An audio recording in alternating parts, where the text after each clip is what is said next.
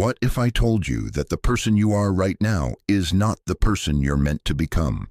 Right now, as you sit here listening, you're living out a story that's been written for you by past experiences, beliefs, and comfort zones. It's a story you've accepted, even though deep down you know it's incomplete. And the worst part? That story is the very thing holding you back from stepping into the life you were always meant to live. The life that's waiting for you is not a distant dream or something someday in the future. It's already inside you, waiting to be awakened.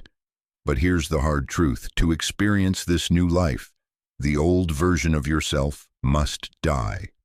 The person you've been, stuck in routines, hiding behind fears, holding onto old identities, must fade away. This isn't some abstract idea. This is real. It's the beginning of the greatest transformation of your life. You're being called to let go of the old self, the one that no longer serves you. The path ahead is not one of ease, but one of profound evolution. Are you ready to let the old self die and step into who you're truly meant to be?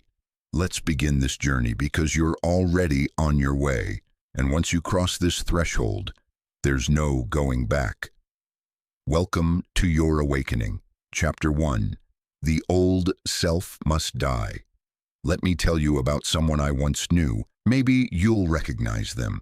They woke up every morning to the same alarm, hit snooze 3 times, dragged themselves out of bed with a familiar heaviness in their chest. They looked in the mirror and saw someone they'd been seeing for years. Someone safe, predictable, acceptable. Someone who had learned to play small, to fit in, to not make waves. Someone who had dreams once but had filed them away in a drawer labeled someday that never quite arrived. This person wasn't unhappy, exactly. They had built a life that worked, after all. They had routines, relationships, responsibilities. They had reasons why things were the way they were. Good reasons, logical reasons. They told themselves they were being realistic, being responsible, being adult about life. But here's what they didn't realize. They were already dead.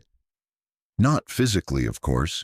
Their heart was beating, their lungs were breathing, their body was going through all the motions of being alive. But something essential, something vital, had been slowly suffocating under the weight of who they thought they had to be. And if I'm being honest with you right now, I think you know this person too. Maybe you see them every day. Maybe when you look in the mirror, they're looking back at you. The truth that no one wants to tell you is this. The person you are right now, the identity you've been carrying around like worn-out clothing, is the very thing standing between you and the life you were meant to live. That comfortable, familiar self that feels so safe. It's a prison you've built one compromise at a time, one maybe later at a time, one I can't because at a time. But here's the beautiful, terrifying, absolutely essential truth. That old self can die. In fact, it must die if you're ever going to truly live.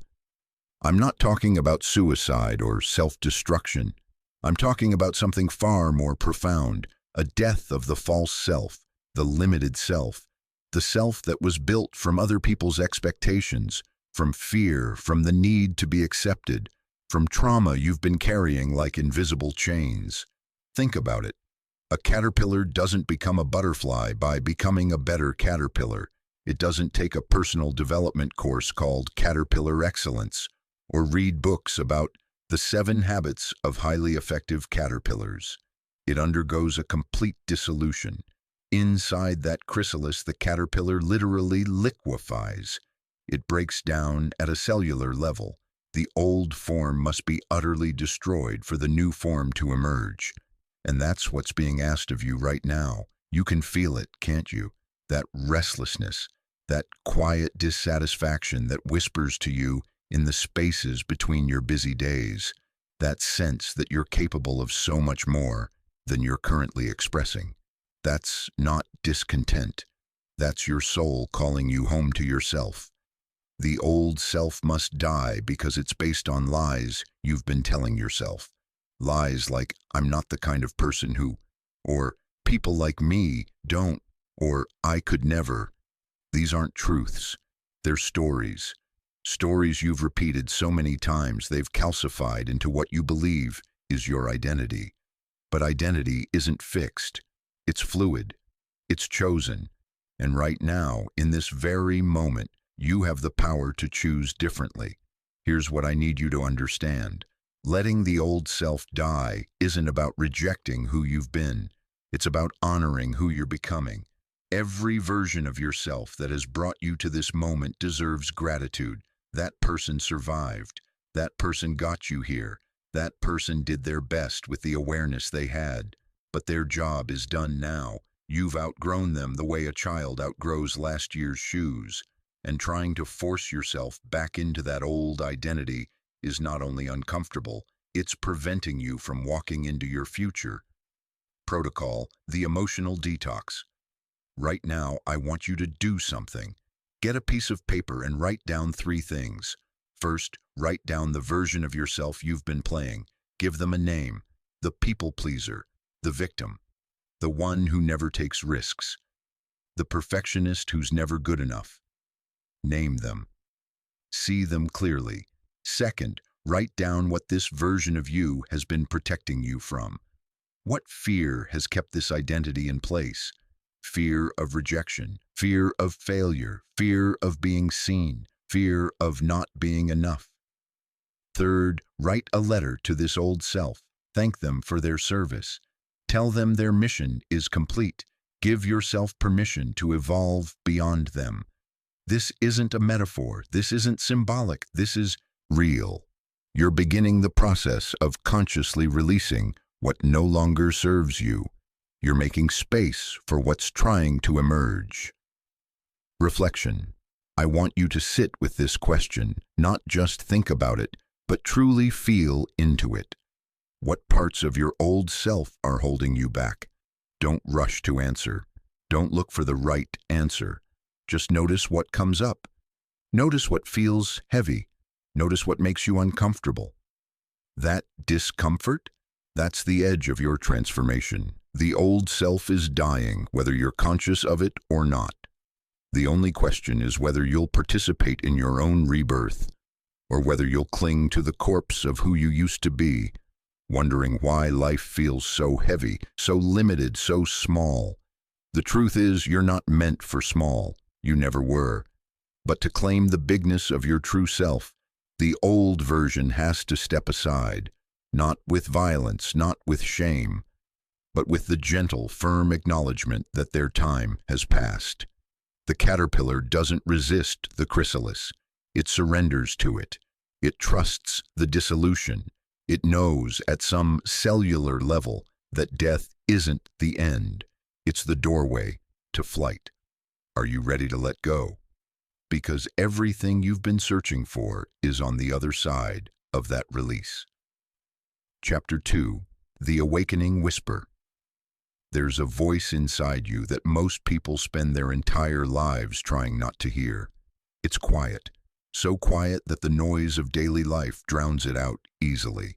The notifications, the obligations, the shoulds and the have-tos, the opinions of others, the fear of what people might think.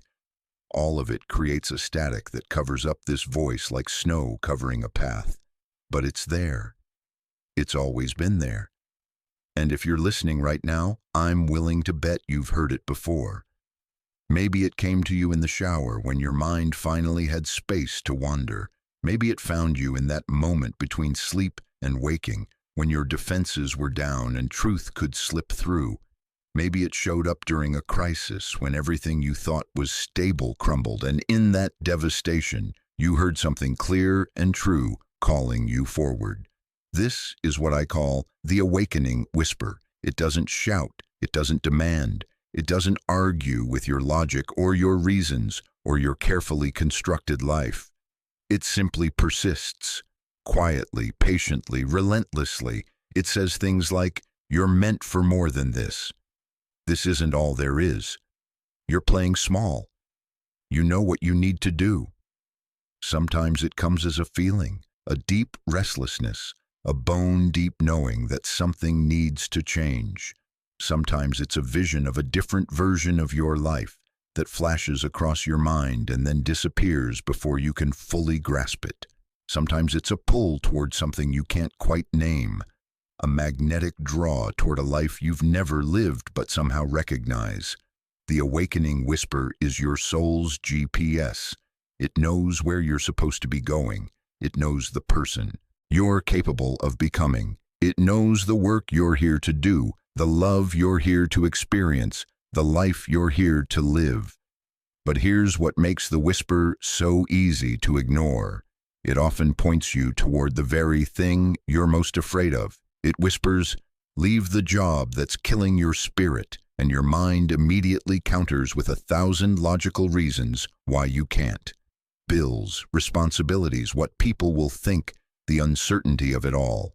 It whispers, "Tell them how you really feel." And fear rises up to remind you of every time vulnerability ended in pain. It whispers, "Start that thing you've been dreaming about."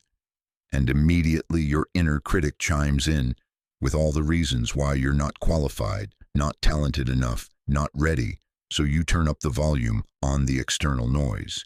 You stay busy, you distract yourself, you convince yourself you're being practical, being reasonable, being smart. But the whisper doesn't give up, because it's not just a thought or a fleeting desire, it's the voice of your truest self. The self that existed before you learned to doubt, before you learned to fear, before you learned to make yourself smaller, to fit into spaces that were never meant for you. I remember my own awakening whisper. For years, it told me I was living the wrong life. Not a bad life. I had everything I was supposed to want, but it wasn't my life.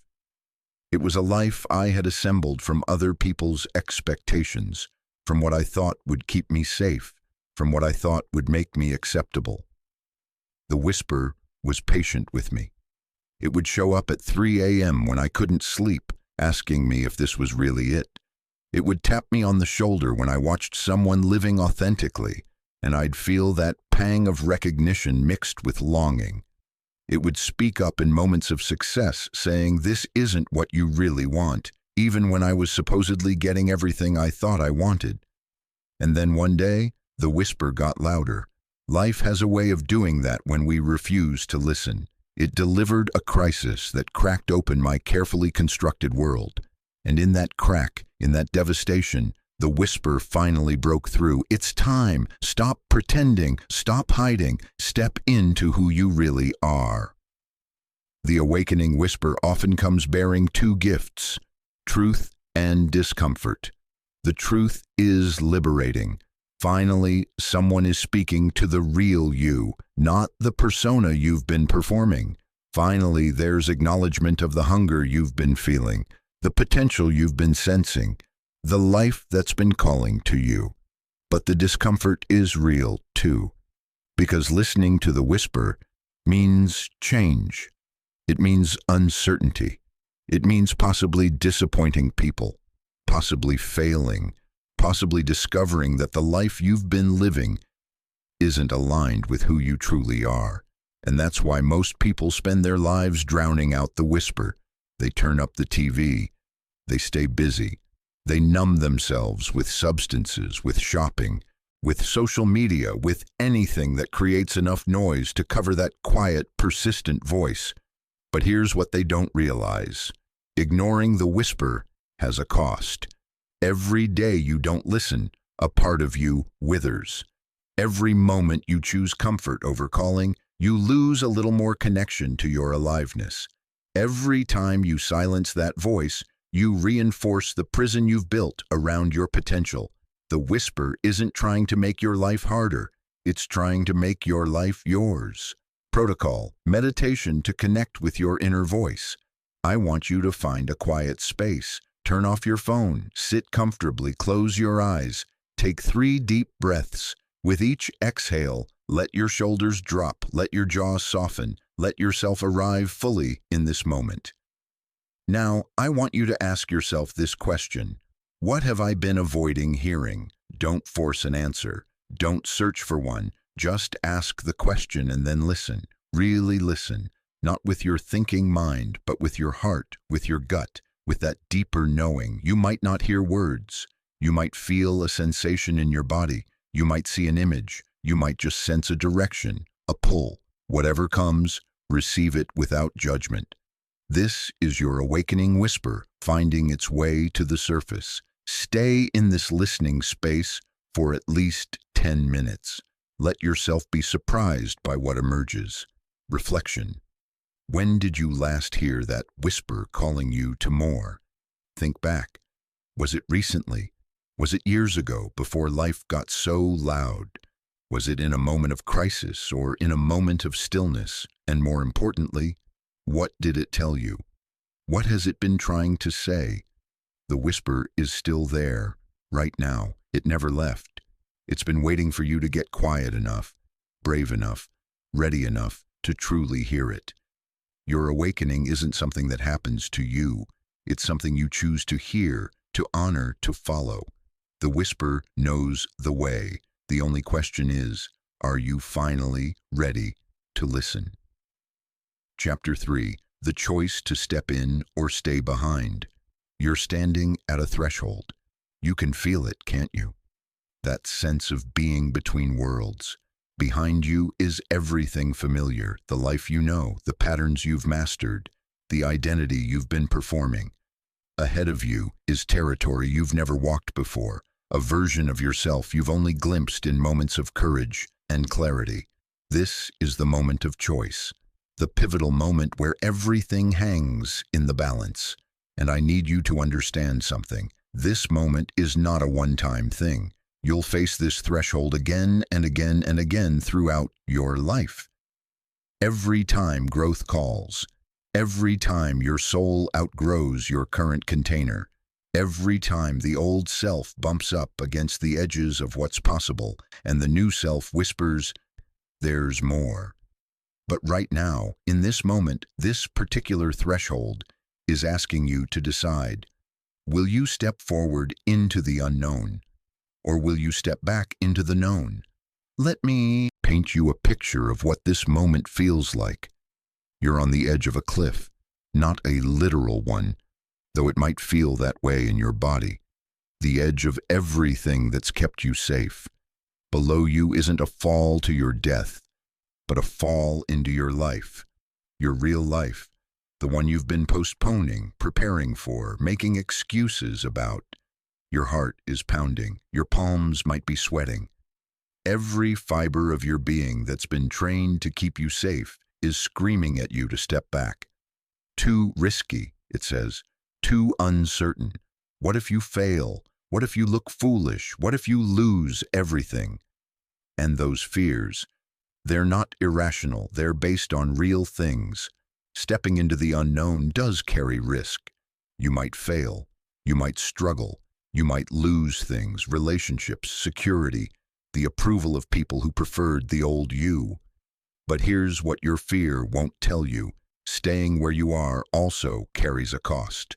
A profound cost. The cost of unlived potential. The cost of dreams deferred until they die.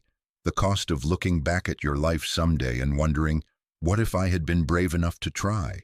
I've watched people at this threshold choose to step back. I've seen the relief wash over them as they retreat to the familiar. I've heard them rationalize it. Maybe later, when I'm more ready, when I have more money, more time, more certainty. And I've watched as that later never comes. I've seen them build more elaborate prisons of comfort, more sophisticated reasons why now isn't the right time. I've seen the light in their eyes dim year by year as the whisper gets quieter and quieter until one day they can barely hear it anymore. But I've also watched people choose to step forward, and let me tell you what happens.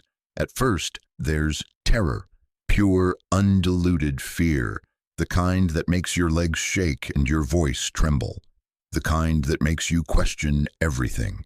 Am I crazy? Is this a mistake? Should I turn back while I still can? But then something remarkable happens. The moment you commit, truly commit to stepping into the unknown, something shifts. Not externally at first. Externally, everything might still look uncertain and scary, but internally, there's a click, a alignment, a sense of rightness that cuts through the fear. It's like your soul exhales for the first time in years. Finally, you're moving in the direction you were always meant to go. This is what I call decision energy. It's real, it's measurable. Scientists who study the brain have found that the moment you make a committed decision, neural pathways begin to reorganize. Your brain literally starts to rewire itself to support your new direction. But here's the key. It has to be a real decision, not a maybe or a I'll try or a we'll see. Those aren't decisions, they're escape hatches. They're ways of keeping one foot in the old world while dipping a toe into the new one. A real decision is a burning of boats. It's a full-body yes to the future, even when the future is uncertain. It's the moment you stop negotiating with yourself and simply choose. I remember my moment. I was standing in my office, the one I'd worked so hard to get, the one that represented success in every conventional sense, and the whisper had become impossible to ignore. Every day I showed up to that office, I felt like I was betraying myself at a cellular level. The threshold appeared. I could stay, keep the salary, the security, the approval of everyone who thought I had it made. Or I could leave.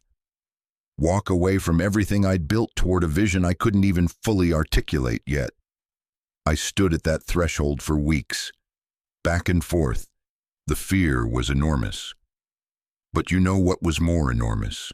The growing sense that if I didn't step through, I would spend the rest of my life haunted by the person I could have been. So I stepped.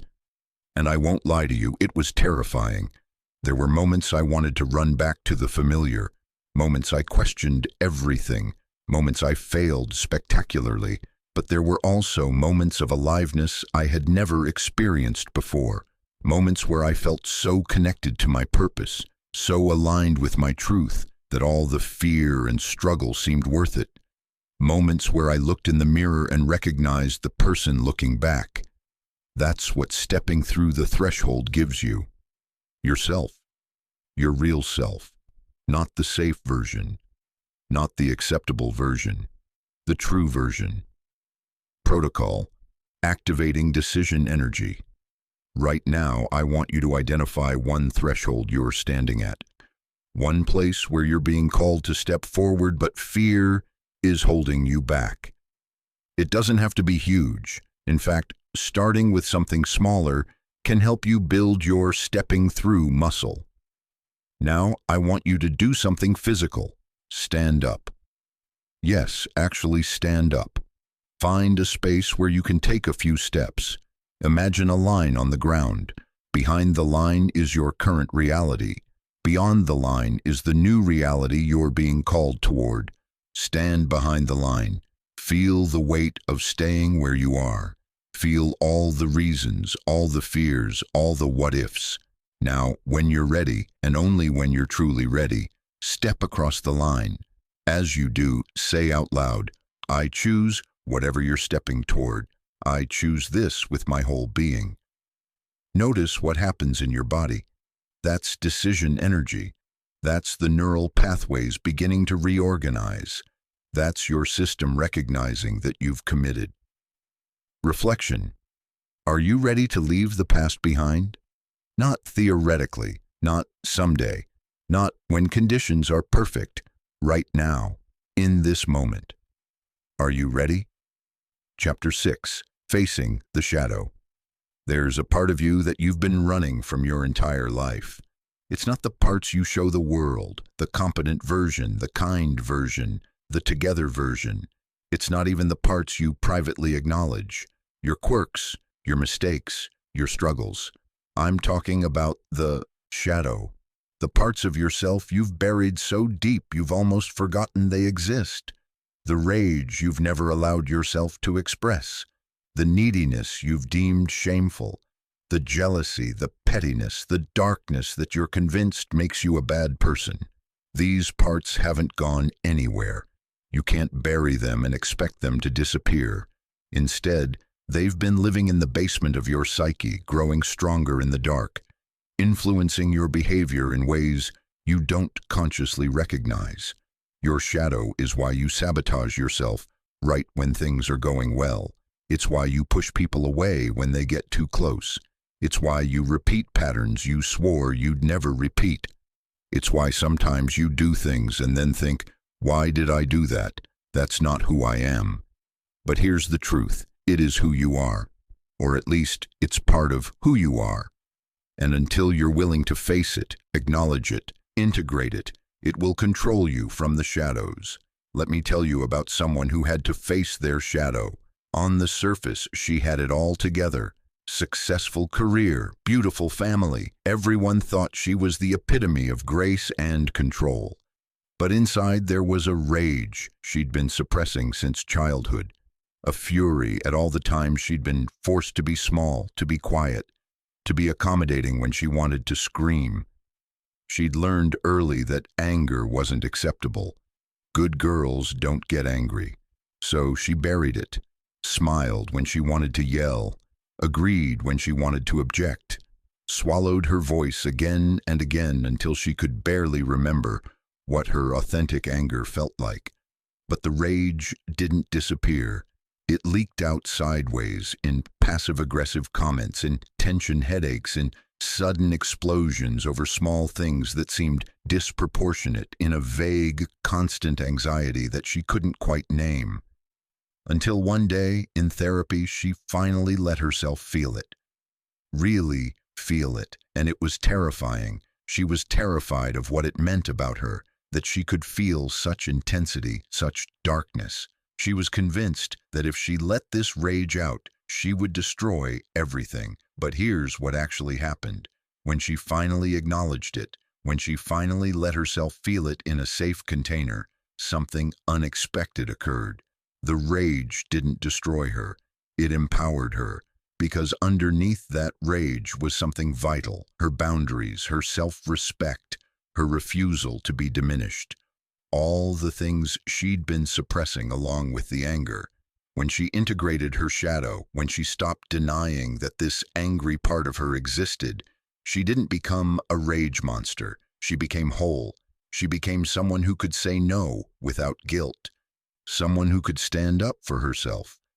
Someone who had access to the full spectrum of her power. This is what facing the shadow does. It doesn't make you darker. It makes you more complete. It gives you access to parts of yourself you've been denying, and with them, capacities you didn't know you had. Your shadow might not be rage. It might be neediness. That desperate desire to be loved and accepted that you've decided is too much, too intense, too embarrassing to acknowledge. So you perform independence. You pretend you don't need anyone. You keep people at arm's length. And you wonder why you feel so lonely. Or maybe your shadow is ambition. You've learned that wanting too much is greedy, is selfish, is unspiritual. So you play small. You downplay your achievements. You apologize for taking up space. And you wonder why you feel so unfulfilled. Or maybe it's your sexuality, your creativity, your power, your vulnerability, your joy. Whatever it is, it's the part of you that you've deemed unacceptable, and so you've locked it away. But here's what Carl Jung, who coined the term shadow, understood. Until you make the unconscious conscious, it will direct your life, and you will call it fate. Your shadow is running the show, whether you acknowledge it or not. The only difference is whether you're conscious of it or not, whether you're choosing how to integrate it, or whether it's leaking out in destructive, unconscious ways. Facing the shadow isn't about indulging every dark impulse. It's not about acting out or justifying harmful behavior. It's about bringing awareness to the parts of yourself you've rejected, understanding why they exist, and finding healthy ways to integrate them. Because here's the paradox. The more you reject something, the more power it has over you. The more you try to deny a part of yourself, the more it controls you from the unconscious. But when you face it, when you look at it directly and say, yes, this is also part of me, it loses its power to control you. It becomes something you can work with, something you can integrate, something that adds to your wholeness rather than subtracting from it.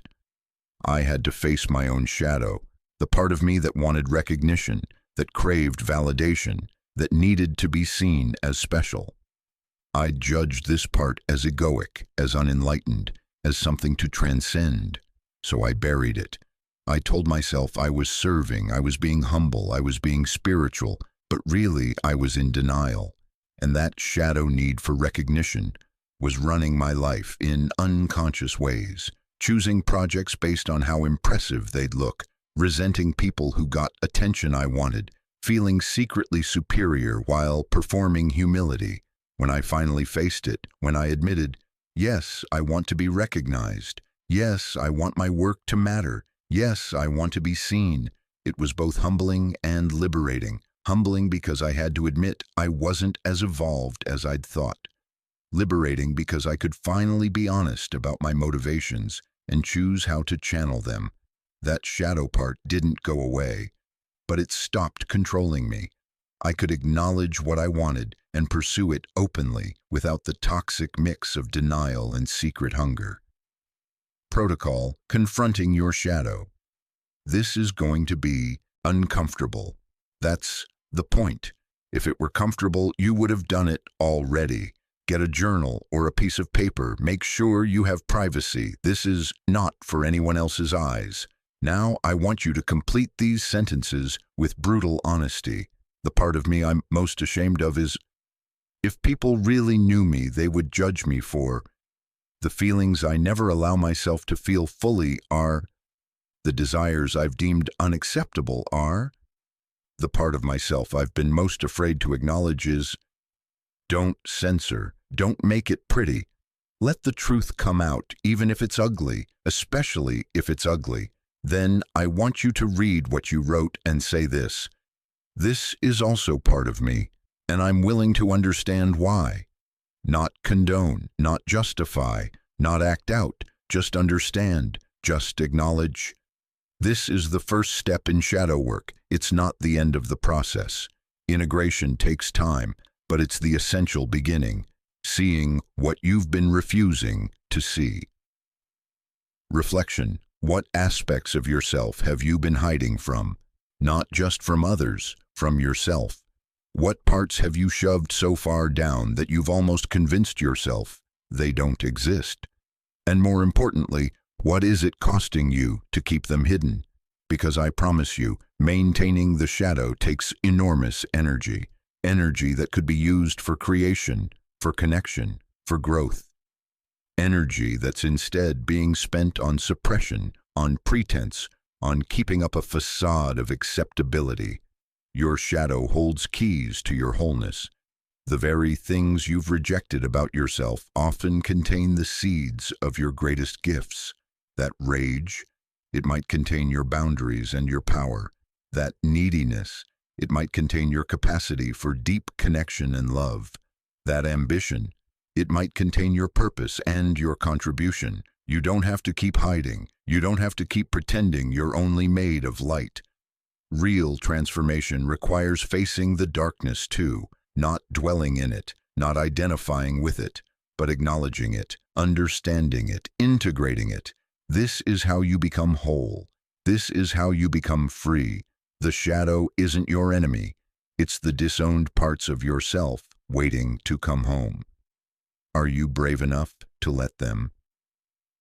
Chapter 7. The Fear of Failure. Let's talk about the thing that stops more dreams than any external obstacle ever could. The fear of failure. You know this fear intimately, don't you? It's the voice that whispers, "What if you try and it doesn't work out?" It's the feeling in your stomach when you think about putting yourself out there. It's the reason you've been preparing instead of starting, researching instead of doing, perfecting your plan instead of taking the first step. The fear of failure is so deeply embedded in our culture, in our education system, in our psyche, that most people don't even question it. Of course we should fear failure. Of course we should avoid it. Of course, success is good and failure is bad. But what if I told you that this binary thinking, this idea that failure is the opposite of success, is one of the biggest lies you've ever been sold? Let me tell you about a man who failed spectacularly, over and over and over again. His business failed. Then his next business failed. He ran for political office and lost. He ran again and lost again. He fell into such deep depression that his friends literally had to keep sharp objects away from him because they feared for his life. By any conventional measure, he was a failure, a complete, utter, undeniable failure. His name was Abraham Lincoln, and he became one of the most influential presidents in American history. But here's the thing, he didn't succeed despite his failures. He succeeded because of them. Each failure taught him something. Each loss refined him. Each defeat made him more resilient, more empathetic, more determined. The failures weren't detours from his path. They were the path. This is what we get wrong about failure. We think it's a verdict, a final judgment, a permanent label. We think if we fail, it means we are failures. We conflate the event with our identity. But failure isn't who you are. It's what happened. It's data. It's feedback. It's information about what didn't work this time, so you can adjust and try differently next time. Every successful person you admire has failed more times than most people have tried. The difference isn't that they didn't fail, it's that they didn't let failure stop them. They understood something crucial. Failure is part of the process, not a condemnation of their worth. Think about how you learned to walk. You fell down a lot. You face-planted. You stumbled. You crashed into things. Did you decide you were a failure and give up? Did you think, well, I guess I'm just not a walking person? No. You got up and tried again, and again, and again, until walking became natural. Somewhere along the way, we lost that resilience. We started to believe that failure means something about us rather than simply being part of learning. We started to let the fear of looking foolish, of being judged, of not being immediately good at something, stop us from trying at all. And here's what happens when you let fear of failure run your life. You play it safe. You stay in your lane. You only do things you're already good at. You never stretch into the unknown where growth actually happens. You might avoid failure this way, but you also avoid success, real success, the kind that comes from pushing boundaries, from taking risks, from being willing to look stupid while you learn something new. I've failed more times than I can count. I've launched projects that crashed and burned. I've made decisions that cost me dearly. I've trusted the wrong people. I've invested in the wrong things. I've said yes when I should have said no, and no when I should have said yes. And you know what? Every single one of those failures taught me something invaluable. They taught me discernment. They taught me resilience. They taught me humility. They taught me what not to do next time. The only real failure is the failure to learn from failure. The only real failure is letting fear of failure keep you from trying at all. Because here's the truth that nobody wants to tell you. You're going to fail anyway, even if you play it safe. Even if you never take a risk. You'll fail at things you didn't even try at. You'll look back and realize that staying small was its own kind of failure. A failure to live fully, to try courageously, to express your potential. So you have a choice. You can fail by trying, by stretching, by putting yourself out there and learning and growing. Or you can fail by not trying, by staying safe, by never knowing what you were capable of. Either way, you're going to experience failure. The question is, which kind of failure will you regret more? Protocol: reframing failure as feedback. I want you to think about a failure in your past, something you've been holding on to, something you've been using as evidence that you shouldn't try, that you're not capable, that you should play it safe. Now, I want you to ask yourself these questions. What did this experience teach me? What would I do differently now, armed with what I learned? How did this failure actually redirect me towards something better? What strengths did I develop because of this challenge? Write down your answers. Really sit with them. Start to see this failure not as a verdict on your worth, but as a teacher, a redirector, a necessary step in your journey. Now, think about something you've been afraid to try because you might fail. Imagine the absolute worst-case scenario. Really see it. You try and you fail, spectacularly. Now ask, if that happened, what would I learn? How would I grow? What would I do next? Chances are, even the worst-case scenario isn't actually that catastrophic, and it comes with valuable lessons attached. This is how you rewire your relationship with failure. You stop seeing it as the end and start seeing it as information, as redirection, as part of the process. Reflection. How have you allowed failure to define you? What story have you been telling yourself about what your past failures mean, about what they say about you, about what they predict for your future? And more importantly, what becomes possible when you release that story? What could you try if you weren't afraid to fail? What dreams have you been keeping in a drawer because the risk of failure felt too great? Here's what I want you to understand. The fear of failure is actually fear of judgment. You're not really afraid of the experience of trying and not succeeding. You're afraid of what that will mean about you. You're afraid of what others will think. You're afraid of confirming your own worst suspicions about yourself. But none of that is real. It's story, it's interpretation, it's meaning you're assigning to neutral events. Failure is only failure.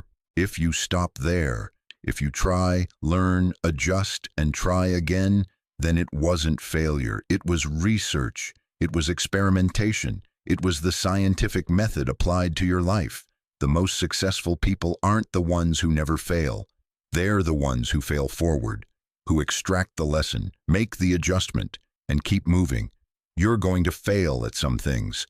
That's not a prediction, it's a guarantee. The question is whether you'll let those failures paralyze you or propel you. Will you be defined by what didn't work? Or will you be defined by your willingness to keep trying despite what didn't work? That's the real measure of success, not whether you fail, but what you do after you fail. The fear of failure has kept you small for long enough. It's time to reframe it, to see it for what it really is. Feedback, not a finale. So fail.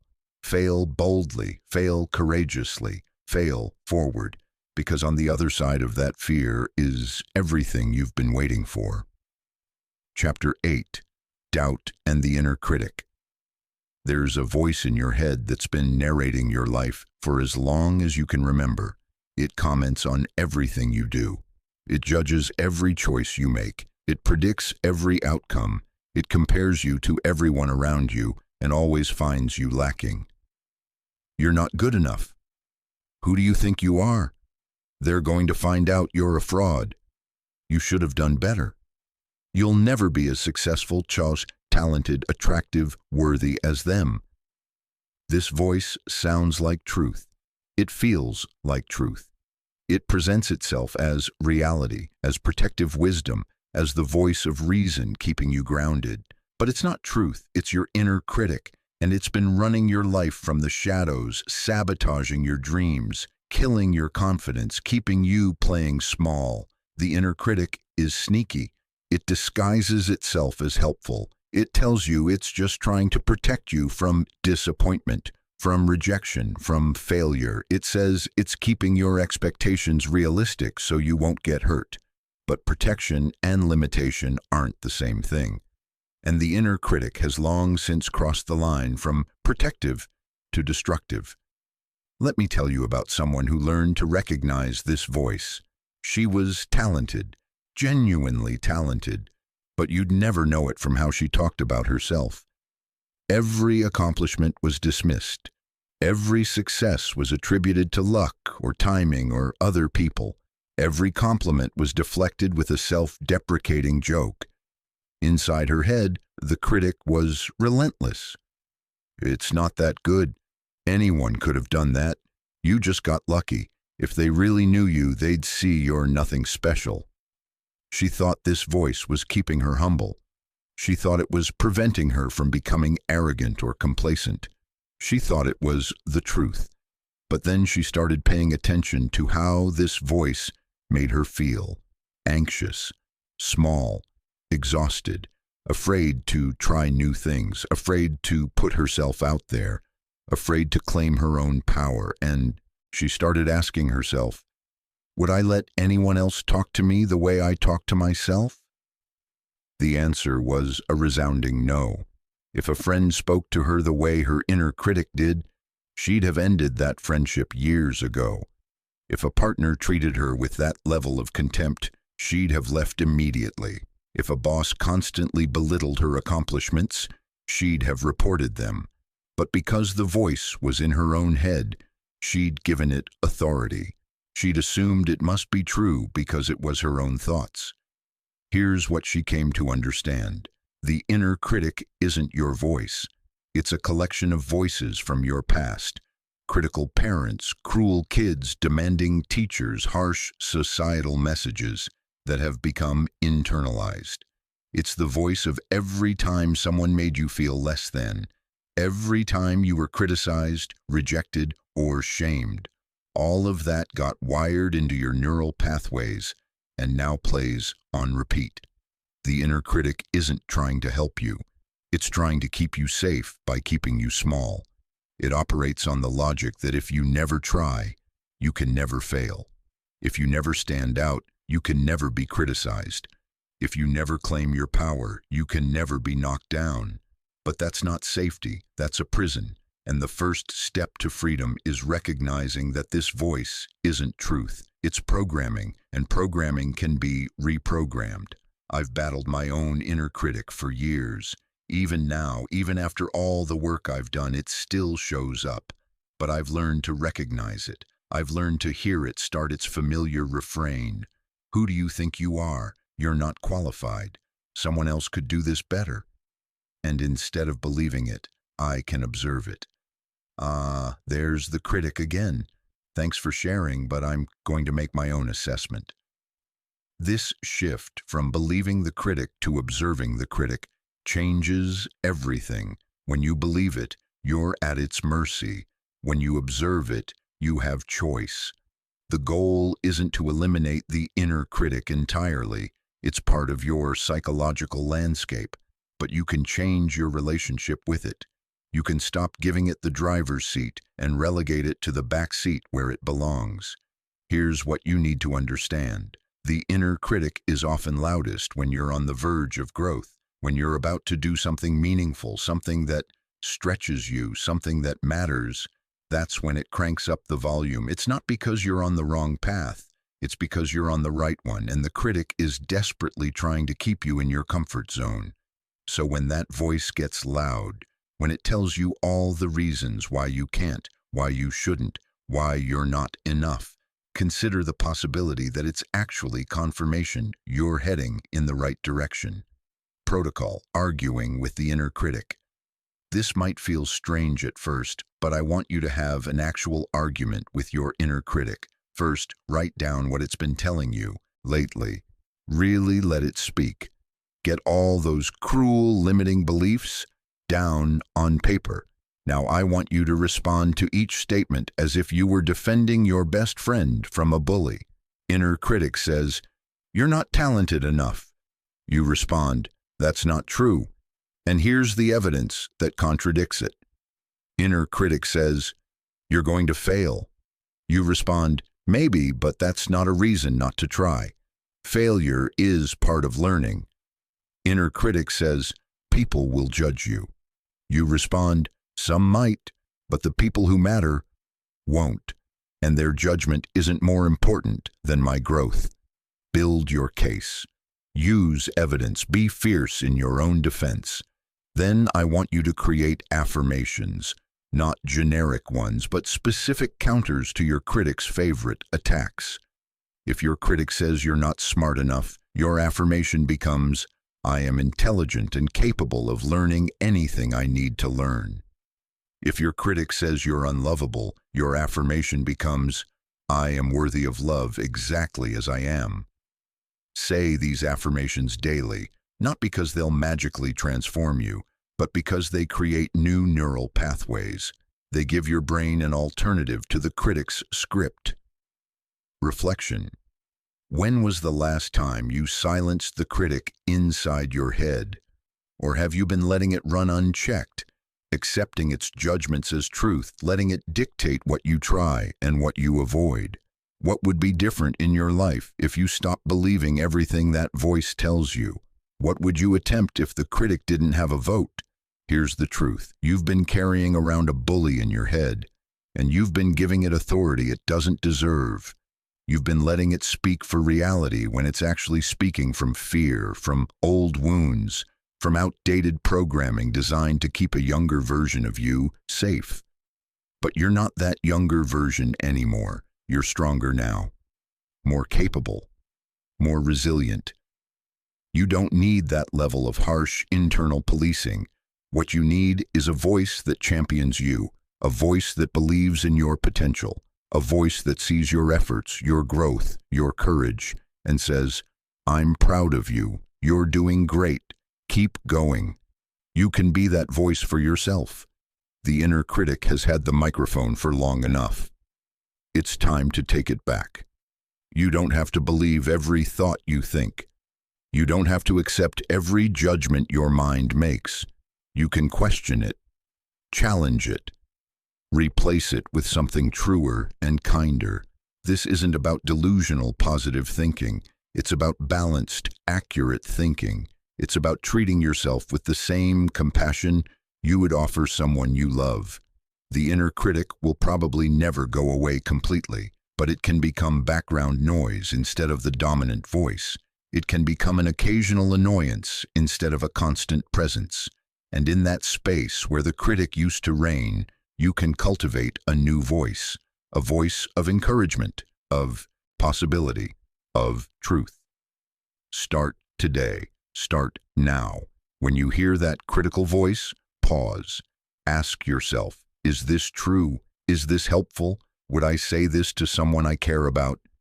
If the answer is no, then choose a different thought. Choose a different story. Choose a different voice. You have that power. You always have. Chapter 9. Breaking Old Habits. You are what you repeatedly do, not what you occasionally do, not what you intend to do, not what you think about doing, what you repeatedly do. Your life right now is the sum total of your habits. The body you have, the relationships you're in, the career you've built, the emotional states you experience most often. All of it is the result of small, repeated actions compounded over time. And if you're not happy with your life right now, it's not because you need a massive transformation or a stroke of luck or a completely different set of circumstances. It's because you need to change your habits. This is both the bad news and the good news. The bad news, you can't blame your circumstances anymore. The good news, you have far more control than you realized. Let me tell you about someone who broke free from a habit that was destroying their life. Every evening, after a stressful day, they'd pour a glass of wine. Just one, to unwind, to take the edge off, to transition from work mode to home mode. Except it was never just one. One became two.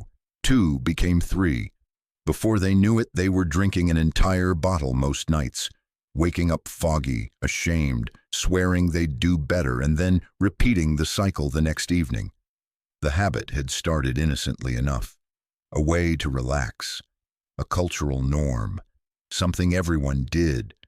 But over time, it had gone from a choice to a compulsion, from something they did to something they needed. They knew it was a problem. They'd known for years, but knowing isn't changing. They'd tried willpower, white-knuckling through evenings, resisting the urge, only to eventually cave and then drink even more out of frustration. They'd tried moderation, setting rules about when and how much they could drink, only to break those rules within days. Nothing worked until they finally understood something crucial. You can't break a habit by focusing on the habit. You have to understand what the habit is giving you and find a different way to meet that need. The wine wasn't the problem. The wine was the solution. A terrible solution, but a solution nonetheless to an underlying problem. They were using alcohol to manage stress, to avoid difficult emotions, to create a buffer between the demands of the day and the quiet of the evening. Once they saw this clearly, they could address the real issue. They started meditating. They started exercising. They started actually processing their emotions instead of numbing them. They created new evening rituals that served the same function: transition, relaxation, release, without the destruction. And the habit of drinking, it fell away, not because they used superhuman willpower, but because they'd removed the need for it. This is how you break old habits, not through force, but through understanding, not through deprivation, but through replacement. Every habit, even the destructive ones, is serving a function. It's meeting a need, even if it's doing so in a way that ultimately causes harm. Maybe it's soothing anxiety, maybe it's filling loneliness, maybe it's providing stimulation in a life that feels boring. Maybe it's giving you a sense of control in a situation where you feel powerless. Until you understand what function the habit serves, you'll keep repeating it, because your psyche doesn't care about your long-term goals or your values or your resolutions. It cares about meeting its needs now. This is why willpower fails.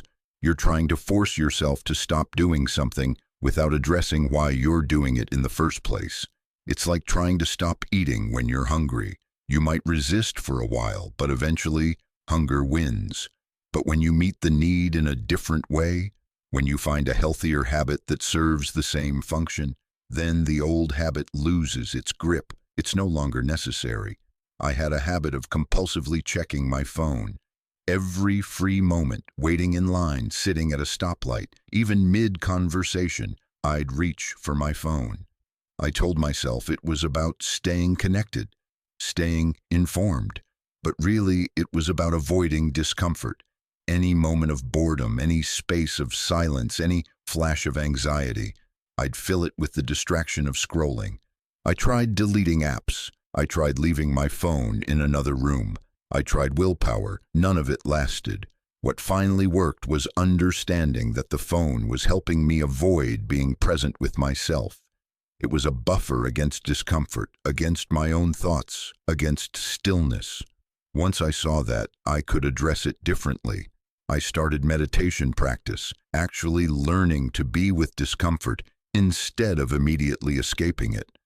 I started leaving spaces in my day deliberately empty, practicing being present without distraction. The phone habit didn't disappear overnight, but it loosened, because I was meeting the underlying need, the need to manage discomfort in a way that actually worked. The habits that are running your life right now are probably invisible to you. That's how habits work. They become automatic, unconscious, part of your default programming. You don't choose them anymore. You just do them. But here's the powerful truth. Once you bring a habit into consciousness, once you really see it and understand what it's doing, you can change it. Not easily, not instantly, but definitely. Protocol: small daily habits for change. I'm not going to ask you to overhaul your entire life. That's how people fail. They try to change everything at once, get overwhelmed, and revert to old patterns within weeks. Instead, I want you to choose one small habit, something that takes less than 5 minutes, something so easy you'd feel silly not doing it. Maybe it's drinking a glass of water first thing in the morning. Maybe it's making your bed. Maybe it's writing down 3 things you're grateful for. Maybe it's doing 10 push-ups. Maybe it's sitting in silence for 2 minutes. The specific habit matters less than the consistency, because what you're building isn't just that one habit. You're building your capacity to change. You're proving to yourself that you can commit to something and follow through. Do this one small habit every single day for 30 days. No exceptions, no negotiations, no I'll do it later. Then, once that habit is automatic, add another one. And another. Small, simple, consistent. This is how you rewire your life. Not through dramatic overhauls, but through small, repeated actions that compound over time. Reflection. Which habit is no longer serving you? You know which one I'm talking about. The one you've been avoiding looking at. The one you rationalize and minimize and pretend isn't that bad. The one that's quietly but consistently taking you away from the life you want to live. It might be a behavior: drinking, smoking, overeating, overspending, scrolling social media for hours. It might be a pattern of thought: catastrophizing, self-criticism, comparison, rumination. It might be a relationship pattern: people-pleasing, avoiding conflict, choosing emotionally unavailable partners. Whatever it is, it's costing you, maybe not dramatically, maybe not visibly to others, but you can feel it. You know it's holding you back. And here's what I want you to understand. That habit has power over you only as long as it remains unconscious. The moment you truly see it, not just acknowledge it, but really understand it, you have choice. You don't have to be a victim of your habits. You're not doomed to repeat the same patterns forever. You have the capacity to change, to rewire, to create new defaults. But it requires consciousness. It requires honesty. It requires the willingness to look at what you've been avoiding looking at and ask, what is this habit giving me? And how can I meet that need in a better way? The old habit doesn't have to define you. It's not who you are. It's just what you've been doing. And what you've been doing, you can choose to do differently. Starting now, starting today, starting with one small conscious choice at a time. Your habits are creating your future. Make sure they're creating the future you actually want. Chapter 10. The moment of truth. There comes a moment in every transformation where you can't go back. Not physically. You could always return to your old life, your old patterns, your old identity. But psychologically, emotionally, spiritually, something has shifted so fundamentally that going back is no longer possible. You've seen too much. You've felt too much. You've touched something real, something true, something essential about who you really are. And now the old life, the old self, the old story, none of it fits anymore. This is the moment of truth, the point of no return, the threshold you cross that changes everything. You've been preparing for this moment throughout this entire journey. You've let go of the old self.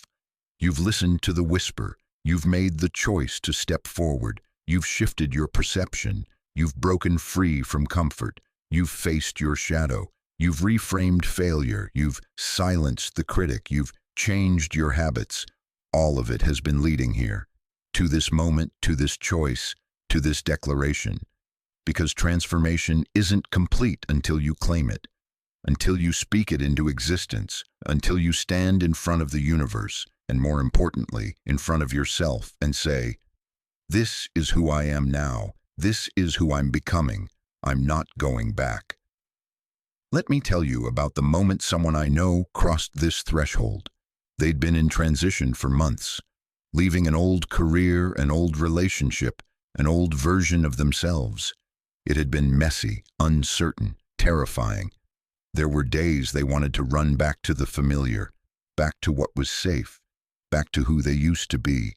But they kept moving forward, small steps, shaky steps, steps filled with doubt and fear, but also with a growing sense of rightness, of alignment, of truth. And then one day, something happened. They woke up and looked in the mirror and didn't recognize the person they used to be. Not because they looked different physically, but because the energy was different. The presence was different. The eyes looking back at them held a clarity, a certainty, a power that hadn't been there before. In that moment they knew there was no going back. They had crossed over. They were no longer becoming someone new. They were someone new. They called their closest friends. They wrote in their journal. They spoke it out loud to the universe. I am no longer the person I was. I am committed to this new path, this new identity, this new life. I claim this transformation fully. And in that claiming, in that declaration, something shifted. It was like the universe heard them and responded, "Yes, we've been waiting for you. Welcome home." This is your moment, right now. Reading these words, you're standing at that same threshold. You've done the work. You've confronted the resistance. You've faced the fears and the doubts and the limiting beliefs. You've started to break the old patterns and build new ones. But none of it becomes real, truly real, until you claim it, until you make it official, until you declare to yourself and to the world, I am transforming. I am not who I was. I am becoming who I was always meant to be.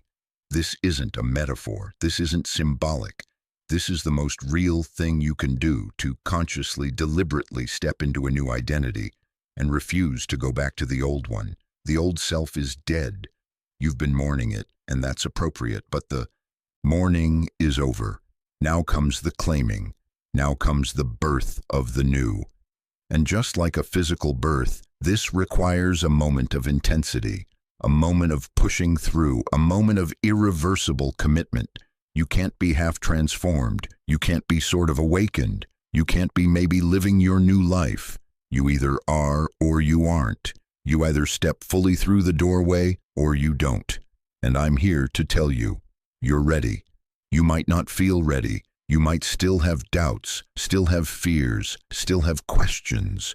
But readiness isn't the absence of fear. It's the decision to move forward despite the fear. You've come too far to turn back now. You've invested too much, not in terms of time or money, but in terms of courage, in terms of honesty, in terms of willingness to face uncomfortable truths about yourself and your life. The moment of truth isn't something that happens to you. It's something you create. It's something you choose. And I'm asking you to choose it now. Protocol, your declaration. This is the most important protocol in this entire audiobook. This is where everything you've learned, everything you've processed, everything you've understood becomes real. I want you to write a declaration, not a wish, not a hope, not a goal. A declaration, a statement of fact about who you are now. Start with, I am, not I want to be, not I hope to be, not I'm trying to be. I am. Complete that sentence with your new identity, your transformed self, the person you've been becoming through this entire process. I am someone who follows through on commitments. I am someone who sets boundaries and honors them. I am someone who chooses growth over comfort. I am someone who lives authentically, not for approval. I am someone who uses their voice and their power. Whatever your declaration is, it needs to be true at the identity level, not at the behavior level. You're not declaring I do X. You're declaring I am someone who does X. Write it down. Say it out loud. Feel it in your body. Then I want you to make it public. Not necessarily on social media, though you can if you want, but share it with someone. Tell a friend. Tell a family member. Tell someone who will hold you accountable to this new identity. The moment you speak your declaration out loud to another human being, it becomes real in a different way. You've put a stake in the ground. You've burned the boats. You've committed. There's no going back from this moment. You can pretend there is.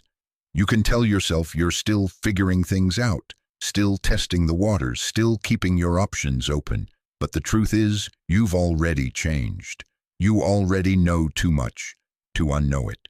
You've already felt too much to unfeel it. You've already touched your potential to forget what's possible.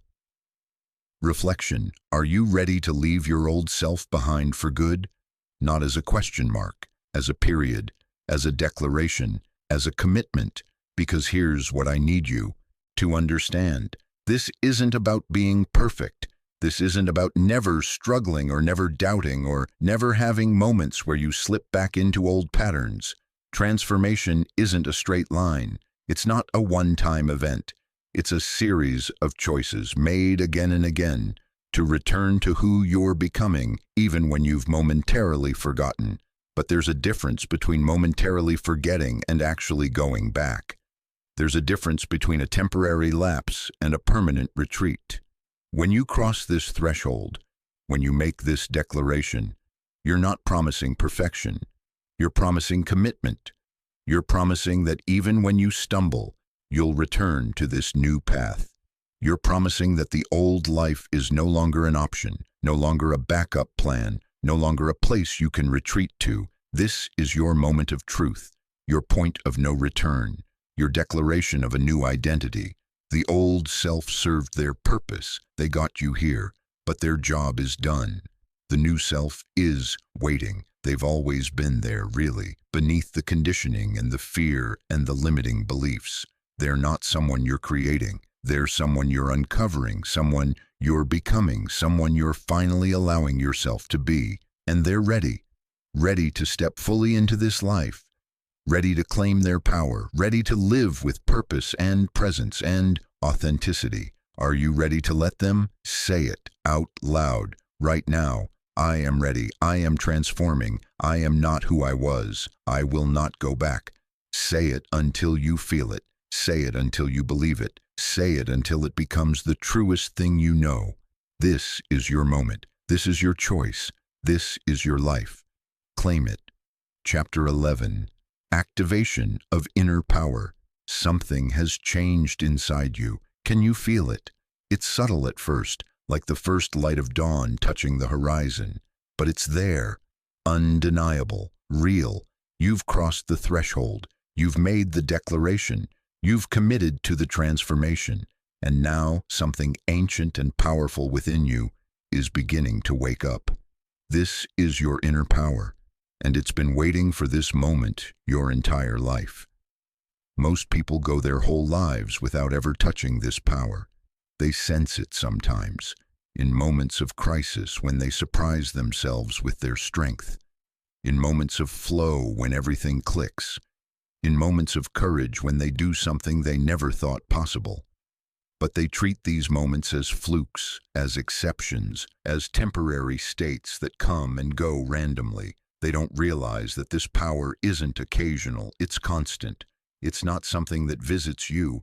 It's something that lives in you, always has, always will. The only question is whether you're going to access it or not. Let me tell you about someone who discovered their power. She had spent decades believing she was weak.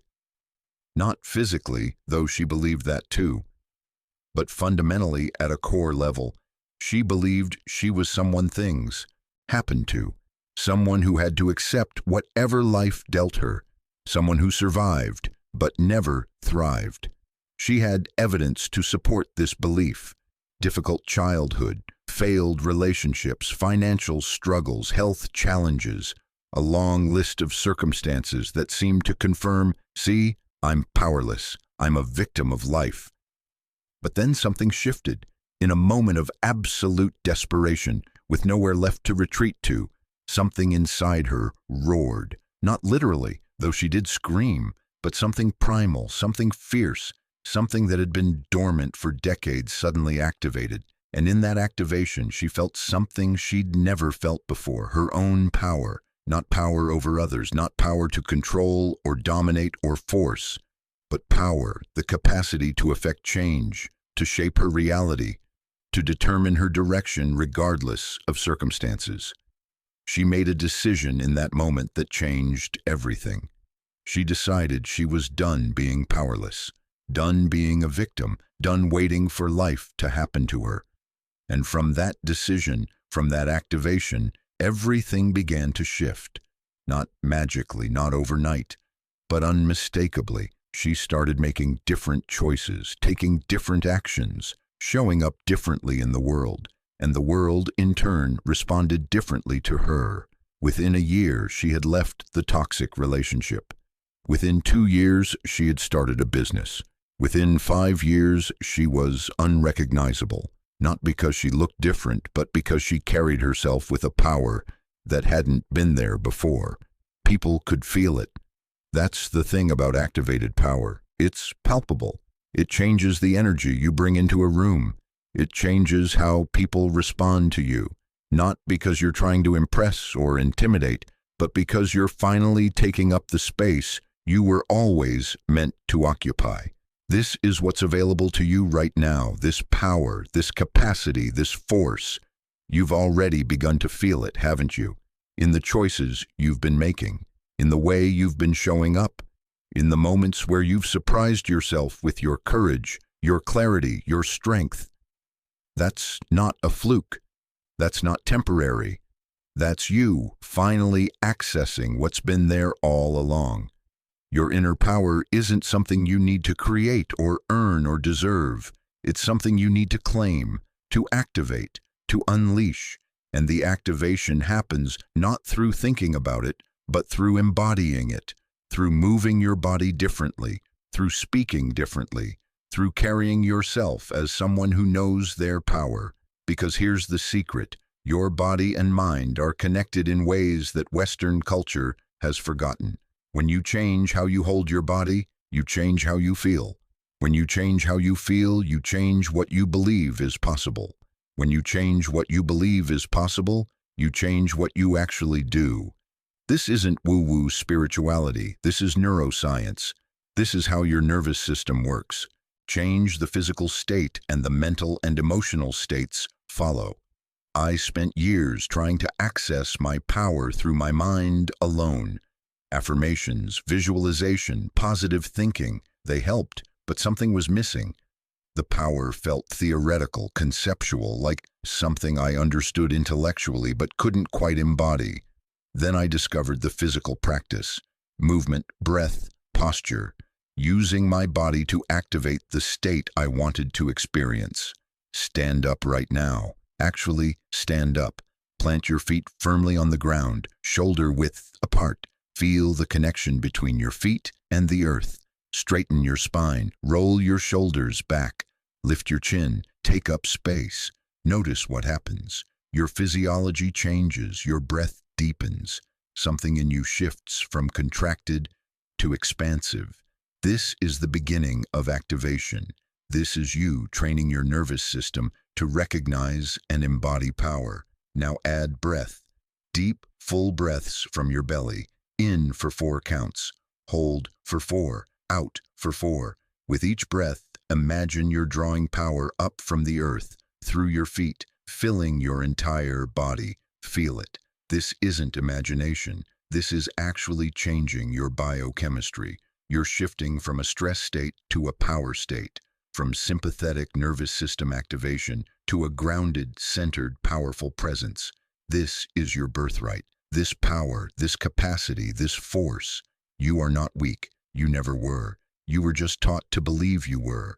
You were trained to play small, to doubt yourself, to apologize for taking up space. But that training was a lie. And every time you activate this power, through your body, through your choices, through your presence, you're overwriting that old programming with the truth. Protocol: the power activation practice. I want you to create a daily practice, just 5 minutes, where you physically activate your power. Here's the sequence. Stand in power stance. Feet planted, spine straight, shoulders back, chest open. Hold this position for 2 minutes. Yes, it will feel awkward. Yes, you'll want to contract back into your comfortable slouch. Don't. Stay in the power stance. Research shows this position alone increases testosterone, the confidence hormone, and decreases cortisol, the stress hormone. Power breathing. 6 deep belly breaths. As you inhale, imagine drawing strength from the earth. As you exhale, imagine releasing all limitation, all doubt, all smallness. Power declaration. Say out loud with full voice, not a whisper. I am powerful. I am capable. I am unstoppable. Say it until you feel it, until it resonates not just in your mind, but in your body. Power visualization. Close your eyes and see yourself moving through your day with this activated power. See yourself handling challenges with ease. See yourself taking up space without apology. See yourself as the powerful being you are. Do this every morning before the day has a chance to pull you back into old patterns, before the demands and the stress and the distractions take over. Activate your power first and then move through your day from that activated state. Reflection. What would you attempt if you knew you could not fail? This isn't a hypothetical question. This is the question that reveals what your activated power is calling you toward. When you remove the fear of failure, not because failure isn't possible, but because you know you're powerful enough to handle it, what emerges? What dream have you been holding back because you weren't sure you were strong enough, capable enough, powerful enough? Here's what I want you to understand. You are. You always have been. You were just waiting to activate it. That thing you've been afraid to attempt? You have the power to do it. Not the guarantee of success. Power doesn't guarantee outcomes, but the capacity to try, to persist, to learn, to adapt, to keep going even when it's hard. That's power, real power, not the fairy tale version where everything works out magically, but the actual gritty, beautiful power of a human being who knows their strength and uses it. You've been playing small for so long that this expanded version of yourself might feel uncomfortable at first, like wearing clothes that are too big. But you're not too small for this power. You've just been taught to contract. It's time to expand. It's time to fill the space you were always meant to occupy. It's time to activate the power that's been dormant inside you, waiting for this exact moment. The old you was afraid of this power, afraid of what it would mean, afraid of the responsibility, afraid of standing out, of being seen, of being criticized. But you're not the old you anymore. You've crossed the threshold, you've made the declaration, and now you get to live into the fullness of who you are. You are powerful, not potentially powerful, not working toward becoming powerful. You are powerful right now, in this moment. The only question is, are you going to claim it? Stand up, take up space, breathe deeply, feel your power, and then use it. Use it to create, to grow, to contribute, to love, to live fully. Your power has been activated. Now it's time to unleash it on the world. Chapter 12. The Unstoppable Force of Belief. Your beliefs are running your life, not your conscious thoughts, not your intentions, not your goals or your plans or your desires. Your beliefs, the deep, often unconscious assumptions you hold about yourself, about other people, about how the world works, are determining what you see, what you attempt, what you achieve, and what you experience. This is the most powerful and the most terrifying truth you'll ever encounter. You don't see reality as it is. You see reality as you believe it to be. Your beliefs are like a lens. They filter everything. They determine what possibilities you can even perceive, let alone pursue. They create self-fulfilling prophecies where you unconsciously seek evidence that confirms what you already believe and ignore evidence that contradicts it.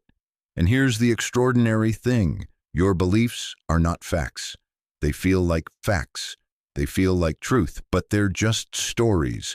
Stories you've told yourself so many times that you've forgotten they're stories, which means they can change. You can change them. And when you do, everything changes. Let me tell you about someone whose life transformed the moment their beliefs shifted. He believed he was not a creative person. This belief ran deep. He had evidence. Every art class where he struggled, every creative project that didn't turn out how he envisioned, every comparison to people who seemed naturally talented. This belief shaped his entire life. He chose a career that didn't require creativity. He avoided situations where he might be asked to think outside the box. He told himself he was analytical and logical, the opposite of creative, as if these were mutually exclusive. And his life reflected this belief. It was functional but flat, predictable but uninspiring. He'd built a life that confirmed his belief. See, I'm not creative. I don't do creative things. But then something cracked that belief wide open. He was in a workshop where they did an exercise that forced everyone to improvise, to create something on the spot without planning or perfecting. And to his absolute shock, he was good at it. Not just competent, actually good. In that moment, his entire belief system shook. If he could be creative here in this context, then maybe the belief wasn't true. Maybe it was just a story. Maybe not a creative person wasn't a fact about him, but an interpretation he'd been carrying. So he started questioning the belief. Where did it come from? Ah, yes, a harsh art teacher in 3rd grade who told him he had no talent. One comment, internalized, repeated, solidified into identity. He started experimenting with the new belief. I am creative. Not as a fact he was sure of, but as a hypothesis to test. What if it were true? How would he behave differently? He started saying yes to creative projects, started doodling without judgment, started writing just to write, not to produce something good, started allowing himself to play, to experiment, to create badly without making it mean something about his worth. And the more he acted from this new belief, the more evidence he gathered that supported it. He discovered he had ideas. He discovered he could problem solve in innovative ways. He discovered that creativity wasn't some rare talent. It was a muscle anyone could develop. Within 2 years, he'd changed careers. He was now doing work that required innovation, imagination, original thinking. The work he would have told you was impossible for him just a few years earlier. Same person, same brain, different belief, different life. This is the power of belief. It's not about positive thinking or magical manifestation. It's about the fact that your beliefs determine what you attempt, what you notice, what you practice, what you develop. If you believe you're not good with money, you won't educate yourself about finance. You won't seek opportunities to earn more. You won't practice good money habits. And your results will confirm your belief. If you believe you're not good at relationships, you won't invest in learning relationship skills. You won't take risks to be vulnerable. You won't work through challenges, and your relationships will confirm your belief. If you believe the world is a hostile place, you'll see threats everywhere. You'll miss kindness and opportunity. You'll approach life defensively, and your experience will confirm your belief. Your beliefs are self-fulfilling, not because the universe is magical, but because your beliefs shape your attention, your interpretation, your choices, and your actions, and those things shape your results. So the question isn't whether your beliefs are powerful. They absolutely are. The question is, what are you believing? And is it serving your growth or limiting it? Most of your limiting beliefs were installed when you were young, when you didn't have the capacity to question them. Someone told you something about yourself or about the world, and you believed it.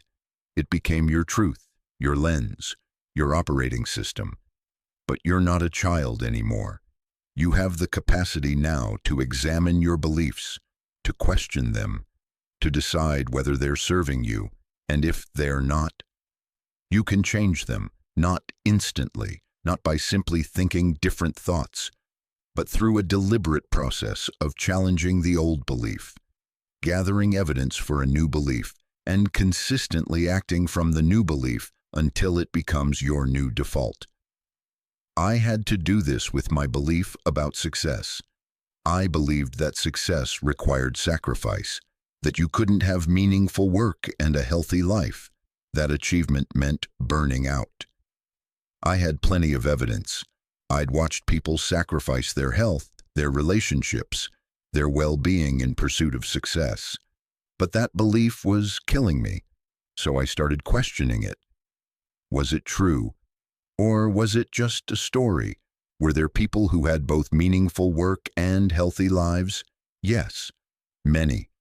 I just hadn't been looking for them because my belief told me they didn't exist. So I changed the belief. Not by pretending or forcing it, but by gathering evidence and acting differently. I started prioritizing my well-being. I started setting boundaries. I started looking for examples of sustainable success. And you know what? My new belief turned out to be more accurate than my old one. Success doesn't require sacrifice. It requires alignment. When I stopped believing I had to choose, I found ways to have both. Protocol, belief-shifting practice. Identify one limiting belief that's holding you back. Complete this sentence. I am not someone who, or I can't, or the world is. Now ask yourself, is this actually true? Or is this just a belief I've been operating from? Find 3 pieces of evidence that contradict this belief. They might be small. They might be from other people's lives rather than your own. That's okay. You're just beginning to crack the belief open. Now create the opposite belief. If your limiting belief was, I'm not good at public speaking, your new belief is, I am someone who can learn to speak powerfully in public. Act as if this new belief is true. What would you do differently? What opportunities would you say yes to? What risks would you take? Start gathering evidence for the new belief. Every time you do something that aligns with it, notice it. Write it down. Build a case for your new belief. Over time, with enough evidence and enough action, the new belief will become your default. And when it does, your life will shift to match it. Reflection. How would you act if you truly believed in your power, not hoped in it, not wished for it, but truly, deeply believed in it as a fact? Would you approach challenges differently? Would you set bigger goals? Would you take more risks? Would you speak up more often? Would you stop apologizing for taking up space? What becomes possible when you shift from I'm not sure I can to I absolutely can? Your beliefs are the invisible architecture of your life. They are the foundation everything else is built on. If the foundation is shaky, if your beliefs are limiting and false, then everything you build will be constrained by those limitations. But if you change the foundation, if you install beliefs that are expansive and empowering and true, then everything you build has room to grow, to expand, to become extraordinary. You are unstoppable, but only if you believe you are, not as a bumper sticker slogan, not as a feel-good platitude, but as a deep, embodied truth that shapes every choice you make. What do you believe about yourself? About what's possible for you? About what you're capable of creating? Because whatever you believe, you're right. Not because reality bends to your beliefs, but because you bend to your beliefs. You live up to them or down to them. You create evidence that supports them. So believe something worth living into. Believe something expansive. Believe something that calls you toward your highest potential rather than confirming your limitations. You have the power to choose your beliefs. Use it wisely, because the beliefs you choose today are creating the life you'll live tomorrow. Chapter 13. Owning your identity. There's a difference between knowing who you are and owning who you are. You can know intellectually that you've changed. You can understand that you're transforming. You can even behave differently, make different choices, show up in new ways. But until you own it, until you embody it so completely that it's not something you're trying to do, but simply who you are, the transformation remains incomplete. Owning your identity means you stop performing it and start being it. You stop referencing your old self as if that's who you really are. You stop hedging, qualifying, apologizing for the space you're taking up. You claim it fully, without reservation, without apology. This is where most people stall in their transformation. They do the work, they make the changes, but they can't quite let go of their old identity. They hold on to it like a security blanket, just in case this new version doesn't work out. I'm trying to be more confident. I'm working on being more assertive. I'm attempting to change my habits. All of these statements contain hesitation. They suggest that the transformation is a project, a goal, something external to who you are rather than an expression of who you've become. Let me tell you about someone who learned to own their identity. She had been on a health journey for 2 years, lost significant weight, changed her relationship with food, built a consistent exercise practice. By every external measure, she had transformed, but when people complimented her, she'd deflect. "Oh, I still have a long way to go. I'm just trying to stick with it. We'll see if I can maintain it." She still saw herself as someone trying to lose weight rather than as someone who lives a healthy lifestyle. The old identity, the unhealthy one, still felt more real to her than the new one she'd been living for 2 years. Until one day, someone asked her for advice. "How do you stay so disciplined? How do you make healthy choices?" And in that moment, something clicked.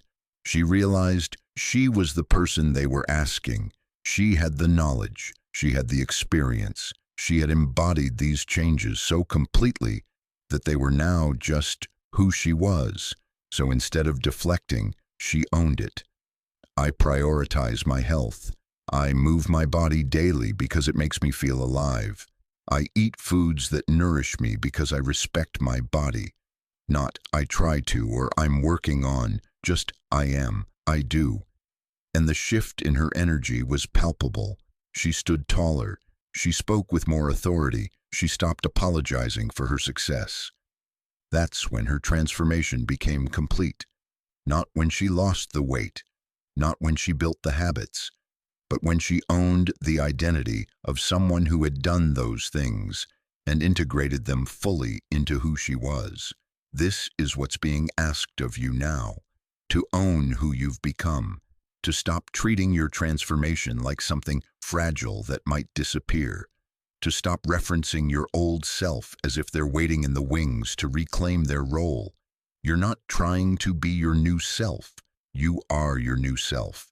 The person who's been showing up differently, choosing differently, being differently, that's you. Not a performance, not a phase, not a project. You.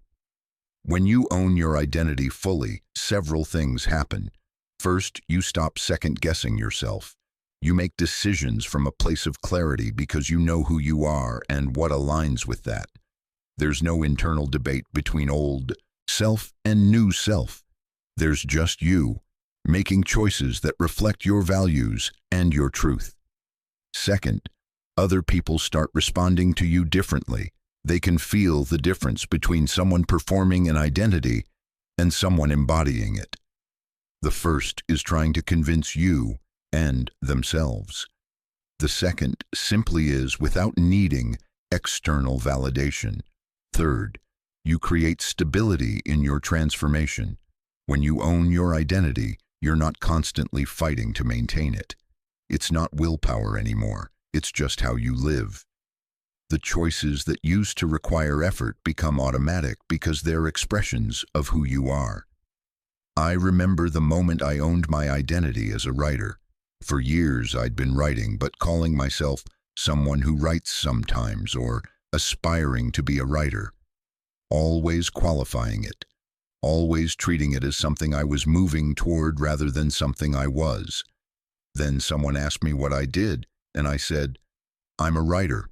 Not "I'm trying to be a writer," not "I write on the side," not "I hope to be a writer someday." I'm a writer. And it felt terrifying and exhilarating at the same time. Terrifying because I was claiming an identity without all the external validation I thought I needed. Exhilarating because it was true. I was writing consistently. I was developing my craft. I was showing up to the page. I was a writer. I just hadn't owned it yet. Once I owned it, everything shifted. I started making decisions as a writer. I prioritized my writing. I took myself seriously. I stopped waiting for permission and started claiming the identity I'd already been living. Protocol: embodying your new identity. I want you to complete this sentence. I am. Fill in the blank with your new identity, not I'm trying to be or I want to be. I am. I am confident. I am creative. I am someone who follows through. I am powerful. I am healthy. I am successful. Whatever your transformation has been creating, claim it as identity, not aspiration. Now for the next week, I want you to live from this identity completely, not as an experiment, not as practice, but as reality. Make every decision by asking, what would my new identity do in this situation? When you're tempted to fall back into old patterns, remind yourself, that's not who I am anymore. When you're introduced to new people, state your identity clearly. Own it. No hedging, no qualifying, no apologizing. Notice how it feels in your body to fully embody this identity. Notice how others respond to you when you own who you are without hesitation. Reflection. Who are you now? What does this version of you look like? Not in theory, not as a future goal. Right now, in this moment, having done all the work you've done, having made all the changes you've made, having committed to this transformation, who are you? Describe yourself from this new identity. How do you move through the world? What do you prioritize? What do you no longer tolerate? What lights you up? What do you stand for? Get specific, get real, get honest. Because this isn't about who you're trying to become. This is about recognizing who you've already become and owning it fully. You've been so focused on the journey of transformation that you might have missed the fact that you've arrived. You are transformed. You are different. You are new. Yes, you'll continue growing. Yes, you'll continue evolving. But right now, in this moment, you are not the person you were when you started this journey. And that person, the one you are now, deserves to be fully claimed, fully owned, fully embodied. No more hedging, no more qualifying, no more treating your transformation like it's temporary or fragile or subject to revocation. You've earned this identity. You've done the work. You've faced the fears.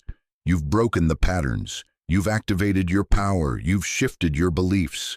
Now own it. Stand in this new identity like you were born to it. Because in a way, you were. This is who you were always meant to be. You've just finally stopped hiding from it. Who are you?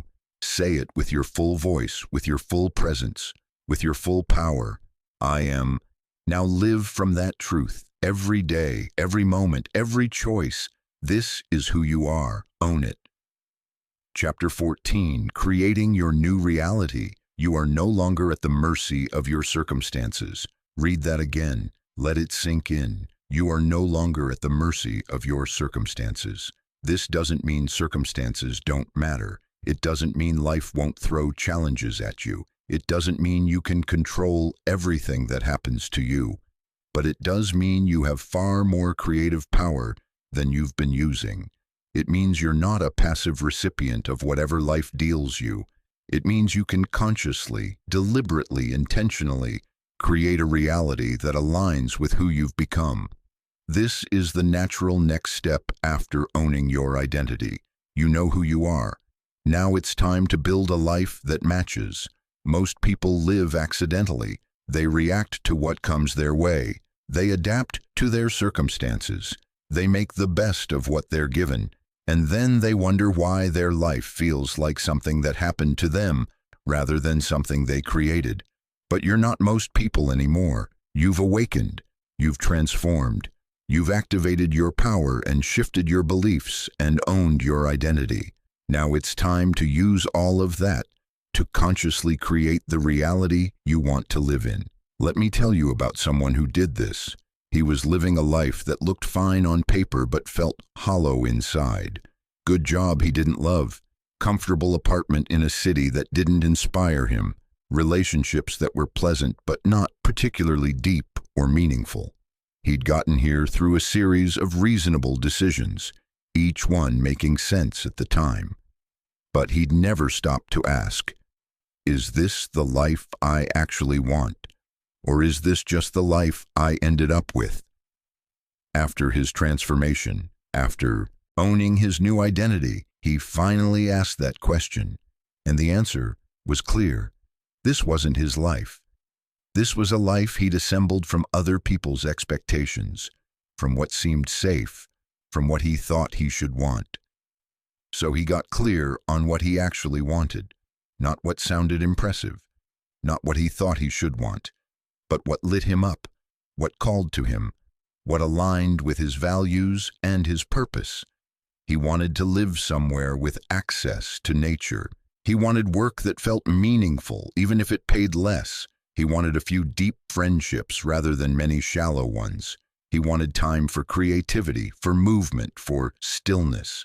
Once he had this clarity, he started making decisions aligned with it. He left the job. He moved to a smaller town near the mountains. He let go of relationships that were based on proximity rather than genuine connection. He simplified his life so he had space for what mattered. And he discovered something extraordinary. When you make decisions aligned with your truth, the universe tends to support you.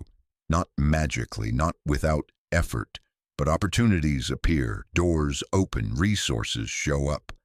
Within a year, he had built a life he loved. Not a perfect life, that doesn't exist, but a life that felt like his, a life he'd consciously created rather than accidentally accumulated. This is what's possible when you stop being passive about your reality and start being creative with it. Creating your new reality isn't about vision boards or manifestation magic, though those can be useful tools.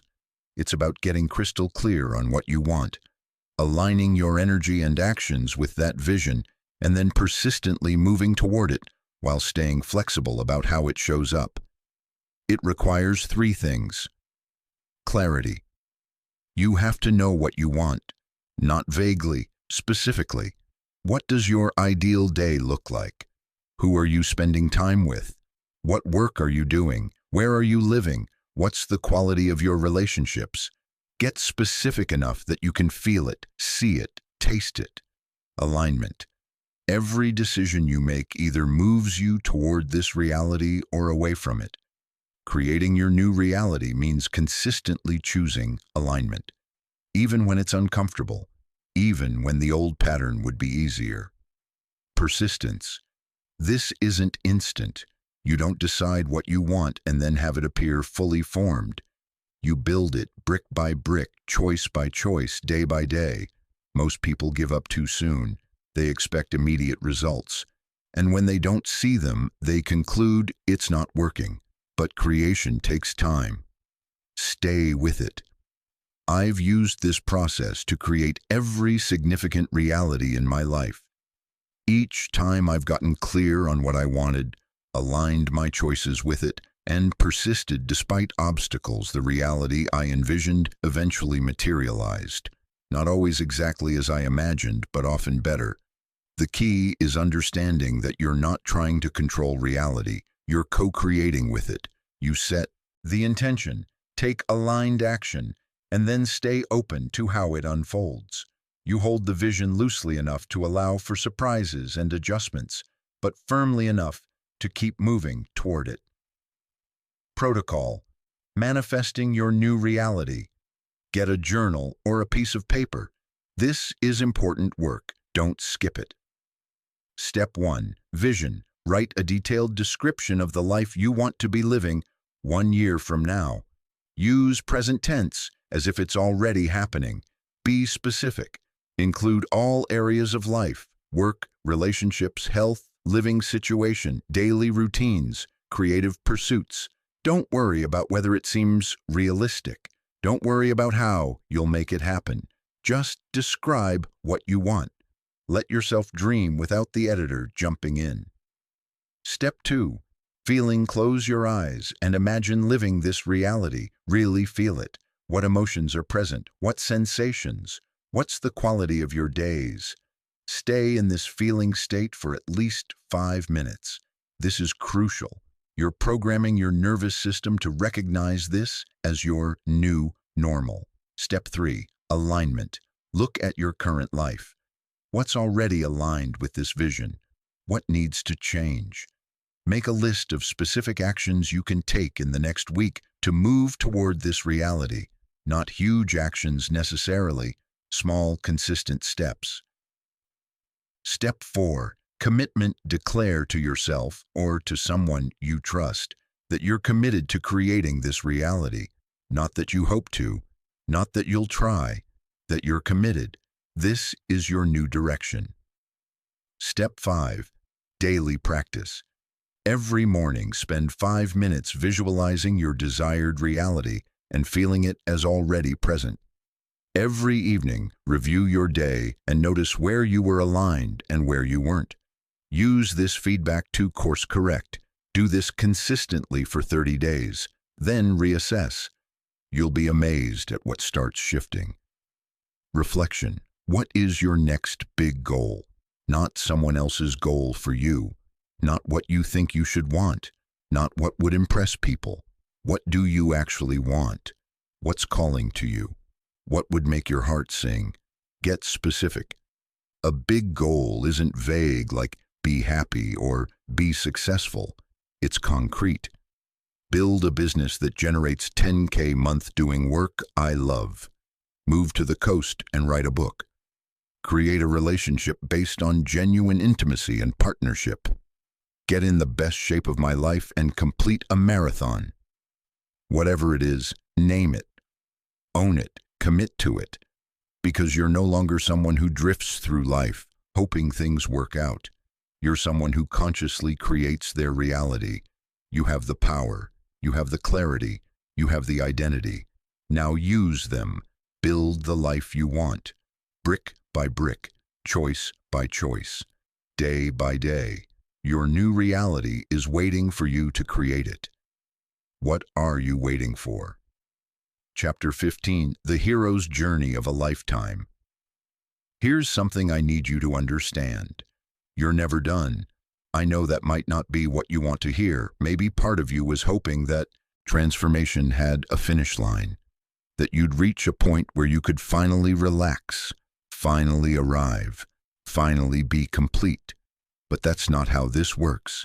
And honestly, that's the best news I could give you. Because transformation isn't a destination. It's a way of being.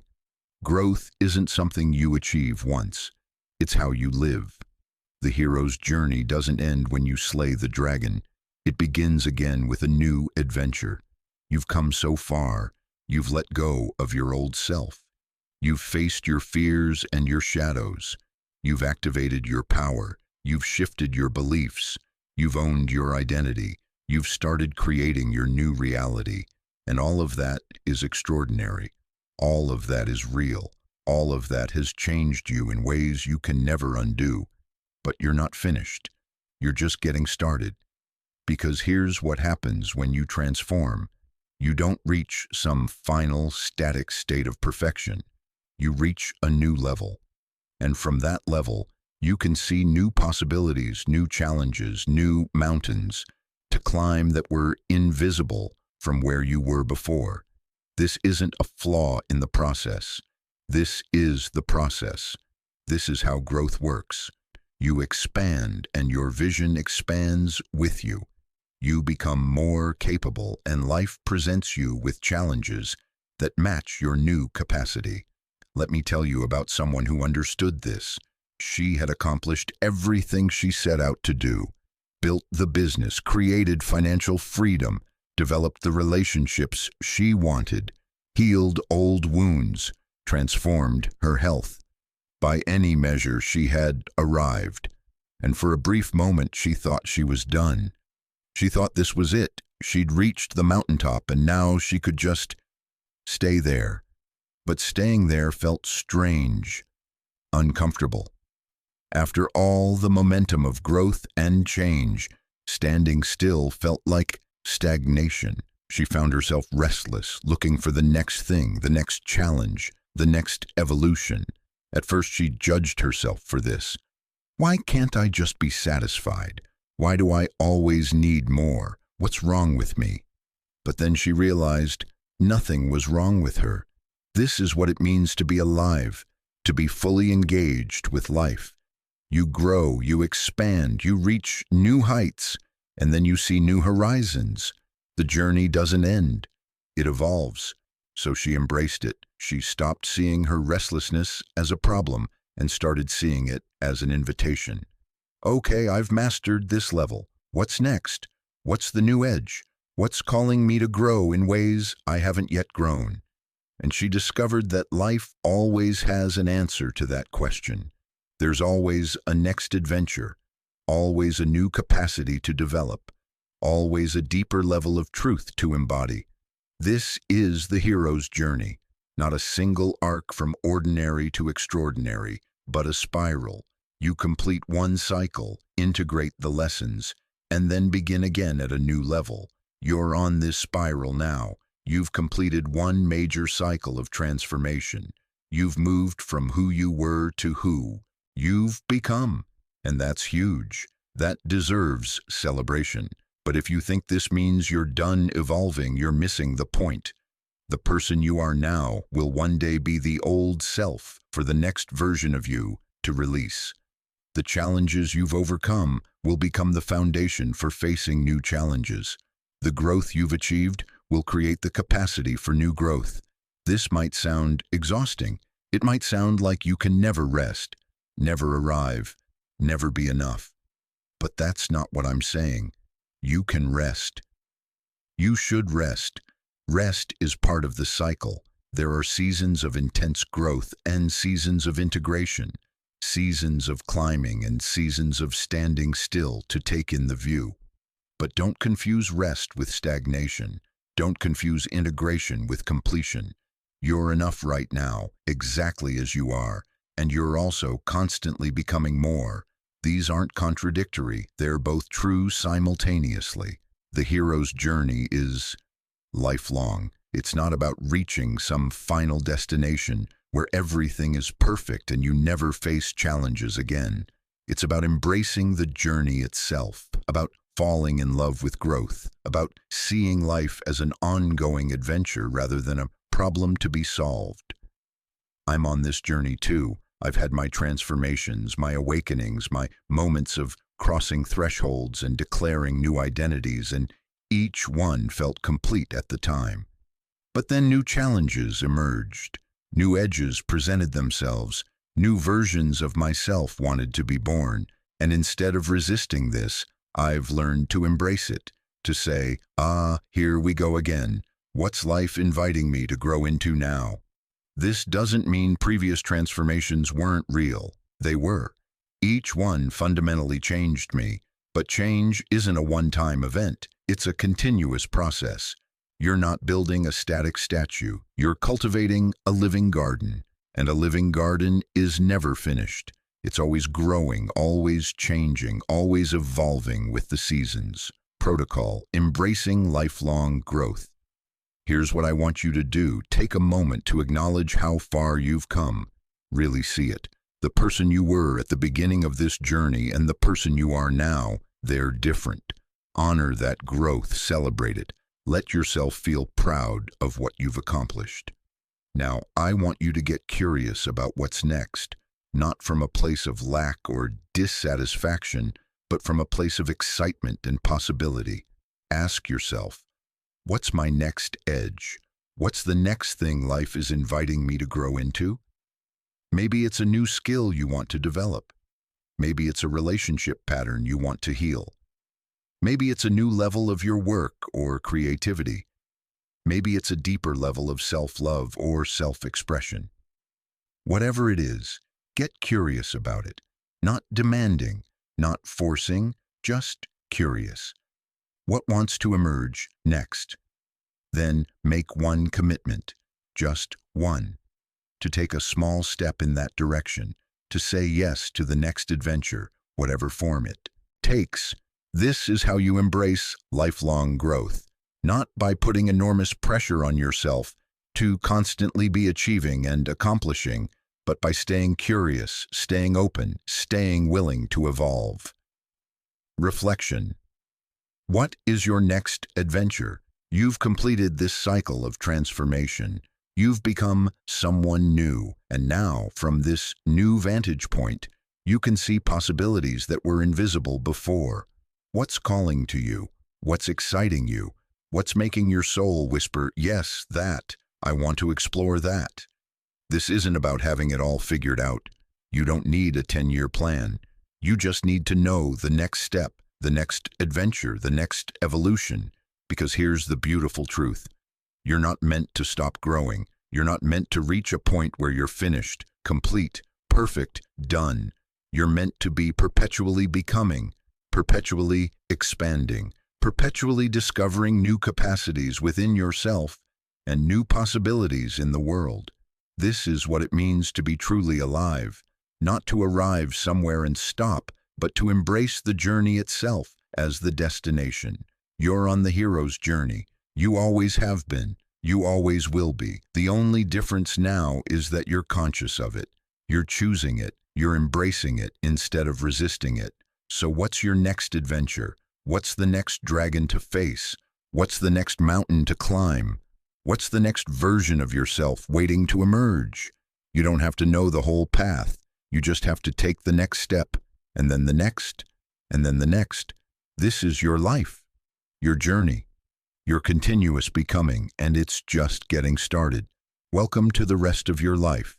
It's going to be extraordinary. Chapter 16, The Power of Consistency. Transformation isn't created in moments of inspiration. It's created in moments of consistency. I know that's not as exciting as the breakthrough moments, the peak experiences, the revelations that shake your world. Those moments matter. They're the catalysts, the turning points, the proof that change is possible. But they're not what sustains transformation. What sustains transformation is what you do every single day, when no one's watching, when you're not feeling inspired, when it would be easier to slip back into old patterns.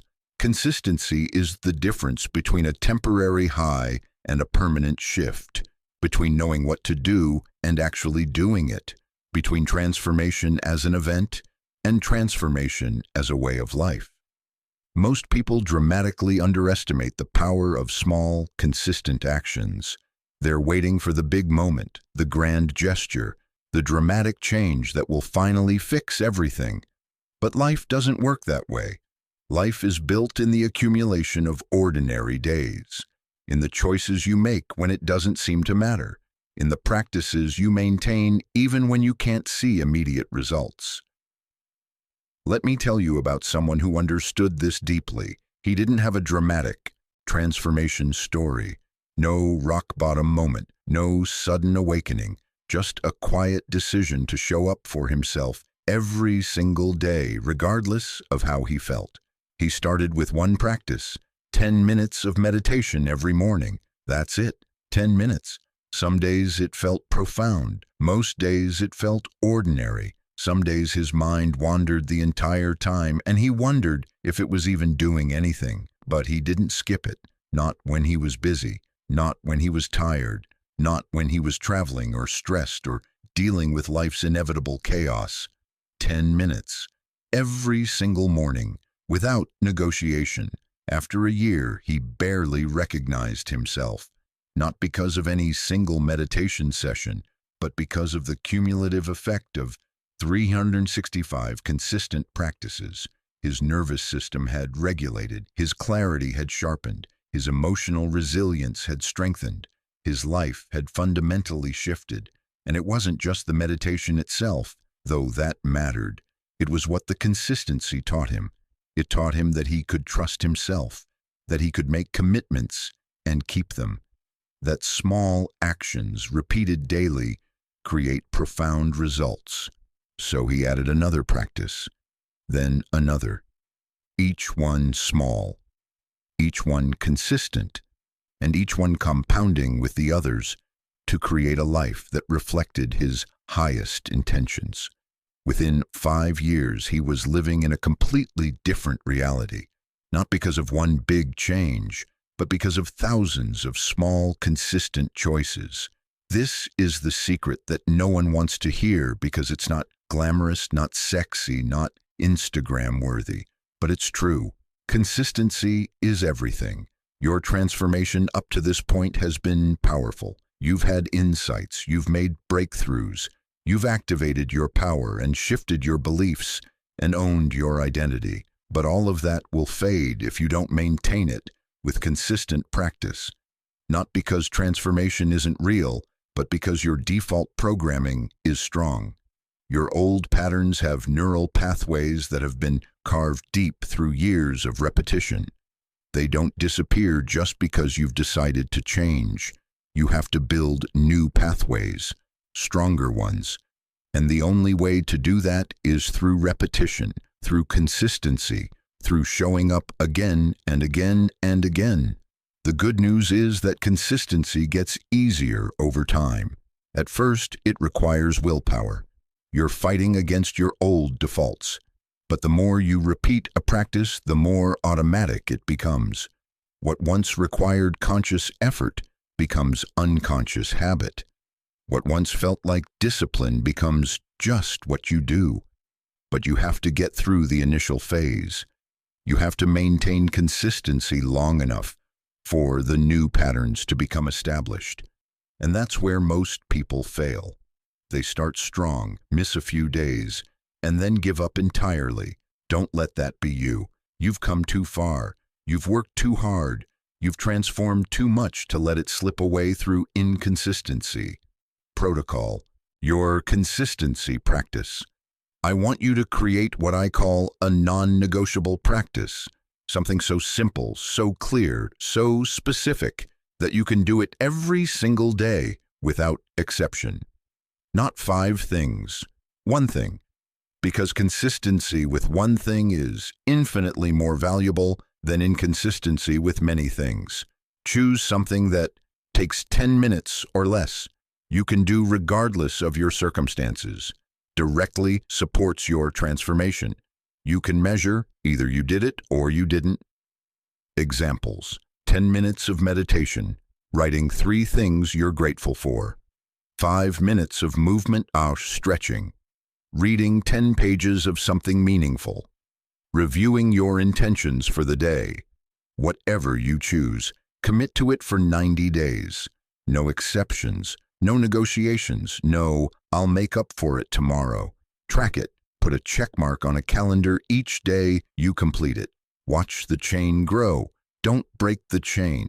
When you reach 90 days, you'll have built a foundation of consistency that will support every other aspect of your transformation. Then, if you want, add another practice. But don't add too many. Better to be consistent with a few powerful practices than inconsistent with many. Reflection. What is one small thing you can commit to every day? Not what sounds impressive, not what you think you should do. What can you actually realistically commit to doing every single day for the next 90 days? Be honest with yourself. It's better to start with something so small it feels almost silly than to commit to something ambitious and fail.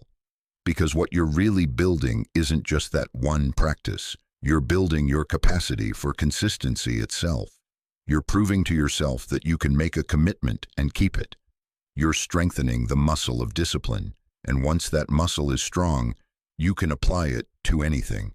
To your health, to your relationships, to your work, to your creative pursuits, to every area of life that matters to you. Transformation isn't about intensity, it's about consistency. It's not about how hard you go for a week. It's about how steadily you show up for a year, for 5 years, for a lifetime. You've transformed. Now maintain it, deepen it. Let it become so integrated through consistent practice that it's simply who you are. What will you commit to? What will you show up for every single day? Choose it now. Start today. Don't wait for Monday or the 1st of the month or when conditions are perfect. Start today. And then show up again tomorrow, and the day after that, and the day after that. This is how awakened people live, not through sporadic bursts of inspiration, but through steady, consistent practice, through showing up for themselves again and again, until the transformation is so deeply embedded that it can never be lost. You have that capacity. You've proven it through everything you've already done. Now extend it. Make consistency your superpower. Your future self will thank you for what you choose to do, consistently starting today. Chapter 17, Embracing Abundance and Flow. Something changes when you truly awaken, something in the very fabric of how you move through the world. You stop forcing, you stop grasping, you stop believing you have to manipulate and control every outcome to get what you need. Instead, you start flowing, you start trusting, you start noticing that when you're aligned with your truth, life has a way of supporting you. This isn't magical thinking. This isn't about sitting back and waiting for the universe to deliver everything you want. It's about understanding a fundamental principle. When you're in alignment, when your inner world matches your outer actions, when you're living from your authentic power rather than from fear or lack, you create a resonance that attracts opportunities, resources, and connections. You become a magnet for abundance, not because you're special, but because you're no longer blocking it with resistance, scarcity thinking, and misalignment. Let me tell you about someone who discovered this. She spent most of her life operating from scarcity. There was never enough money, never enough time, never enough love, never enough opportunities.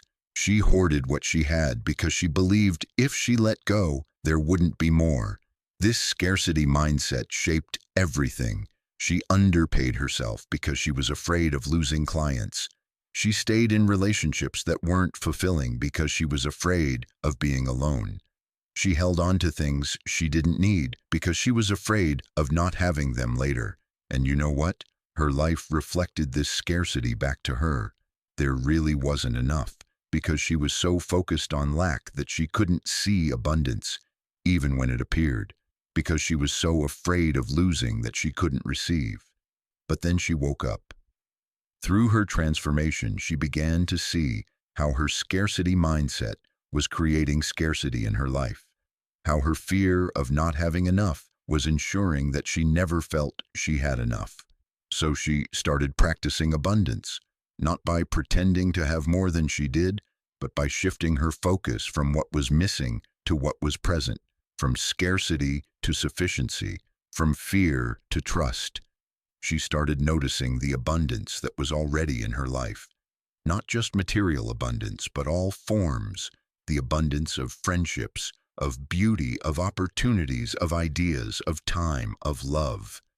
And as she practiced this shift, something remarkable happened. More abundance started flowing in, not magically appearing, but through a combination of factors.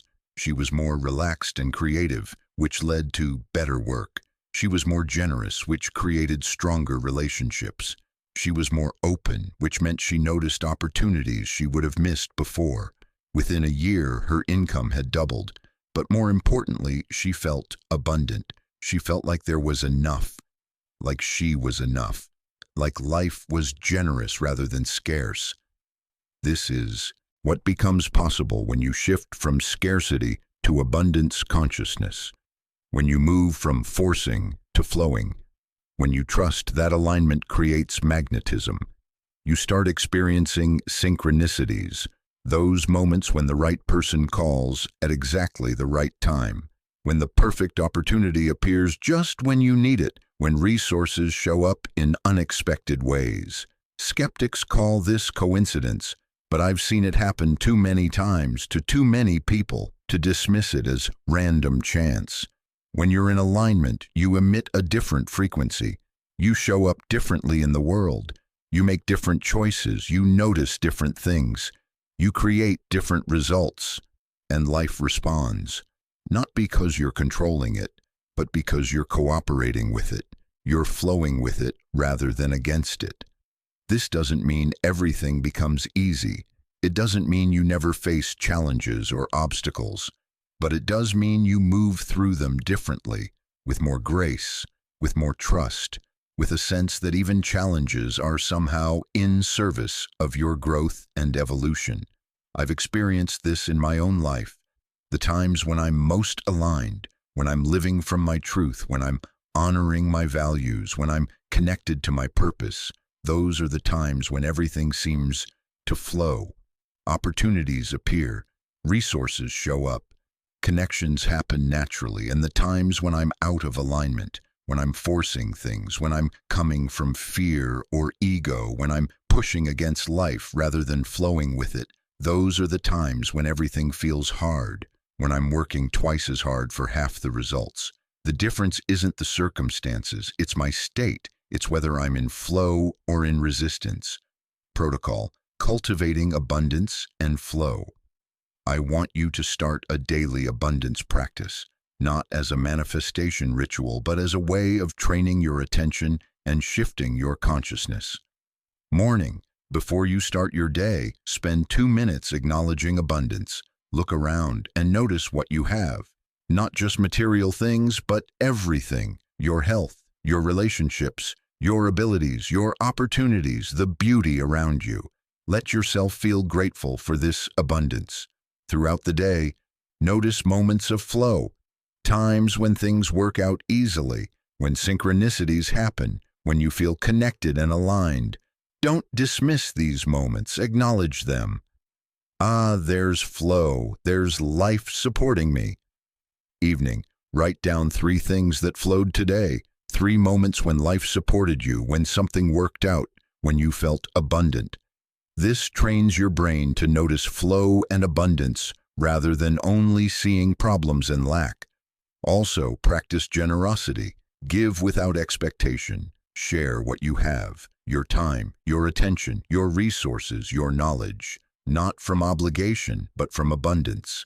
From the knowing that there's enough, that giving doesn't deplete you, that generosity creates more flow. Reflection: what opportunities are you now ready to receive? This is an important question because awakening makes you ready for opportunities that you weren't ready for before. Your capacity has expanded, your clarity has increased, your alignment has deepened. There are opportunities available to you now, relationships, work, experiences, growth that weren't available before, not because they didn't exist, but because you weren't ready to see them, receive them, or act on them. What are you ready for now that you weren't ready for a year ago? What doors are open that you can finally walk through? What abundance is trying to flow to you that you can now receive? Get specific. Write it down. Name what you're ready for. This isn't about demanding from the universe. It's about declaring your readiness, about opening yourself to receive what wants to come, and then practice the hardest part: allowing. Not forcing, not grasping, not desperately needing, just staying open, staying aligned, staying in flow, and allowing life to deliver in its own way and timing. You're no longer operating from scarcity. You're no longer believing you have to fight for every scrap. You've awakened to the abundance that's always been available, and now you're learning to receive it. Trust the flow, trust the process, trust that when you're aligned with your truth, life has a way of supporting you. You are abundant, you are supported, you are exactly where you need to be. Now open your hands and receive what's trying to flow to you.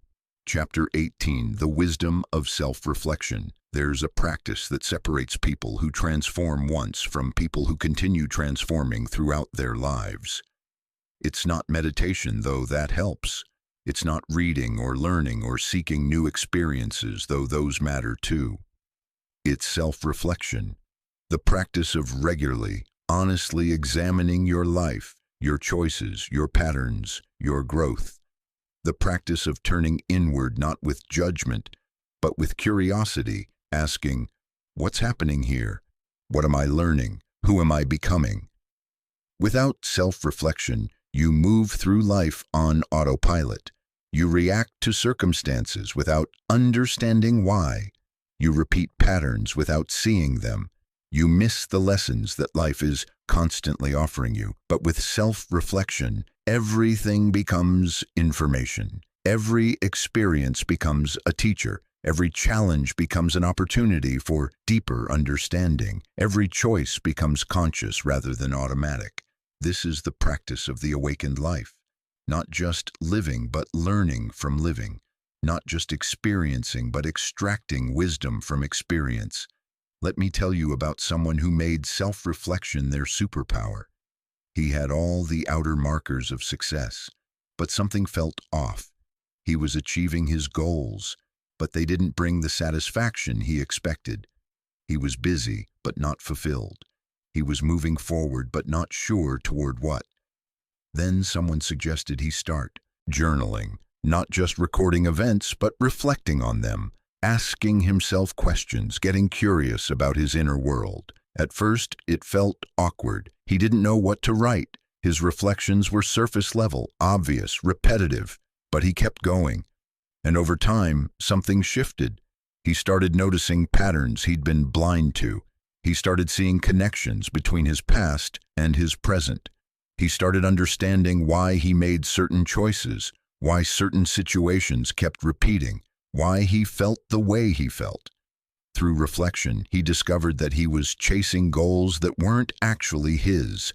They were goals he thought he should have, based on what success was supposed to look like. But they didn't align with his actual values or desires. This awareness changed everything. He started making different choices, setting different goals, building a life that actually resonated with who he was rather than who he thought he should be. And the more he reflected, the more conscious he became. Patterns that used to run him became visible. Triggers he used to react to became opportunities for choice. Blind spots became areas of growth. Self-reflection became his compass, his teacher, his guide for continuous evolution. This is what's available to you through the practice of reflection, not just awareness of your life, but the wisdom to live it well. Not just experience, but learning from experience. Not just change, but understanding the change. The unexamined life, as Socrates said, is not worth living, not because it's somehow lesser, but because you're missing out on the depth, the richness, the wisdom that comes from truly seeing yourself and your life. Most people are afraid of self-reflection. They're afraid of what they might see. They're afraid of confronting uncomfortable truths. They're afraid of the responsibility that comes with awareness. But avoiding self-reflection doesn't make the uncomfortable truths disappear. It just keeps them hidden, operating from the shadows, shaping your life without your conscious participation. Self-reflection brings things into the light. And yes, sometimes what you see is uncomfortable. Sometimes you have to acknowledge that you've been contributing to problems you blamed on others. Sometimes you have to admit you've been avoiding what you most need to face. Sometimes you have to recognize patterns you'd rather pretend don't exist. But with that discomfort comes power. The power of choice. The power of change. The power of conscious evolution rather than unconscious repetition. I've made self-reflection a core practice in my life. Every evening, I spend time reviewing my day, not just what happened, but how I showed up, where I was aligned and where I wasn't, what triggered me and why, what I learned and how I can apply it. This practice has taught me more about myself than any book, any teacher, any workshop, because the answers aren't out there. They're in here, in the patterns of my life, in the choices I make, in the way I respond to circumstances. Self-reflection is how you access that inner wisdom, how you become your own teacher, how you ensure that every experience, every challenge, every success becomes part of your continuous growth rather than just something that happened to you. Protocol, daily reflection practice. I want you to establish a daily reflection practice, just 10 minutes at the end of each day. Get a journal, physical or digital, and answer these questions. What happened today that mattered? Not everything that happened, just what was significant. How did I show up? Were you aligned with your values and your awakened self? Where were you strong? Where did you slip into old patterns? What did I learn? About yourself, about others, about life? What am I grateful for? Even on difficult days, what's here to appreciate? What do I want to carry forward, and what do I want to release? What served me today that I want to continue? What didn't serve me that I want to let go of?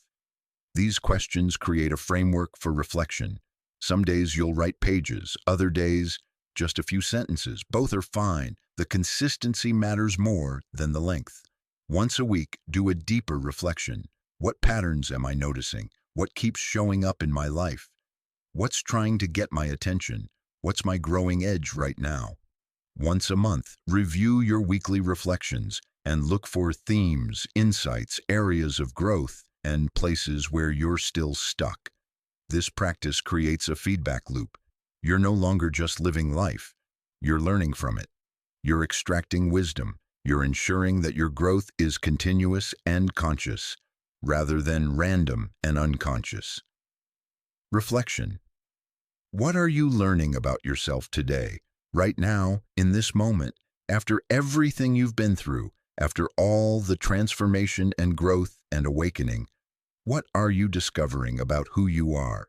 Not who you were, not who you're trying to become, but who you are right now, in this imperfect, beautiful, messy, evolving present moment. What patterns are you seeing? What old beliefs are still hanging around? What new capacities are emerging? What's surprising you about yourself? Self-reflection isn't about arriving at final answers. It's about staying curious, about remaining a student of your own life, about ensuring that you're growing in awareness along with everything else. The awakened life isn't about being perfect. It's about being conscious. And consciousness requires reflection. You've transformed, you've grown, you've awakened, and now, through consistent reflection, you ensure that this awakening continues to deepen, that you continue to learn, that you continue to evolve. Your life is your curriculum. Every experience is a lesson.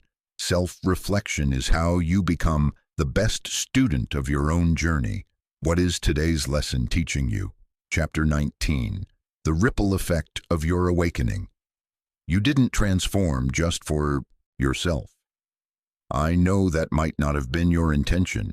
I know you probably started this journey because something in your own life needed to change, because you were struggling, seeking, searching for something more.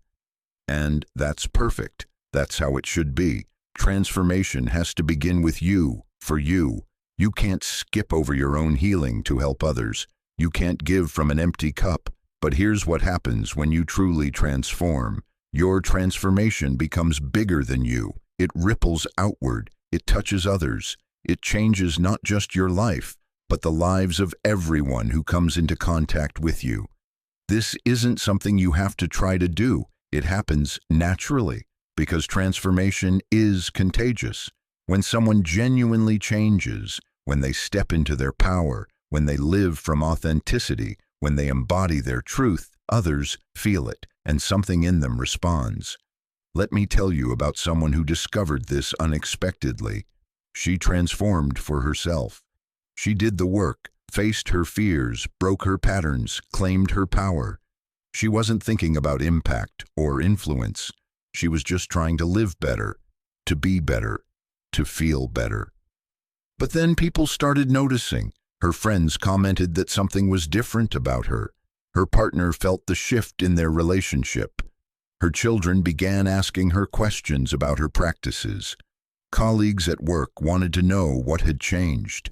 She wasn't preaching. She wasn't trying to convince anyone of anything. She was just being different, living differently, showing up differently, and that was enough.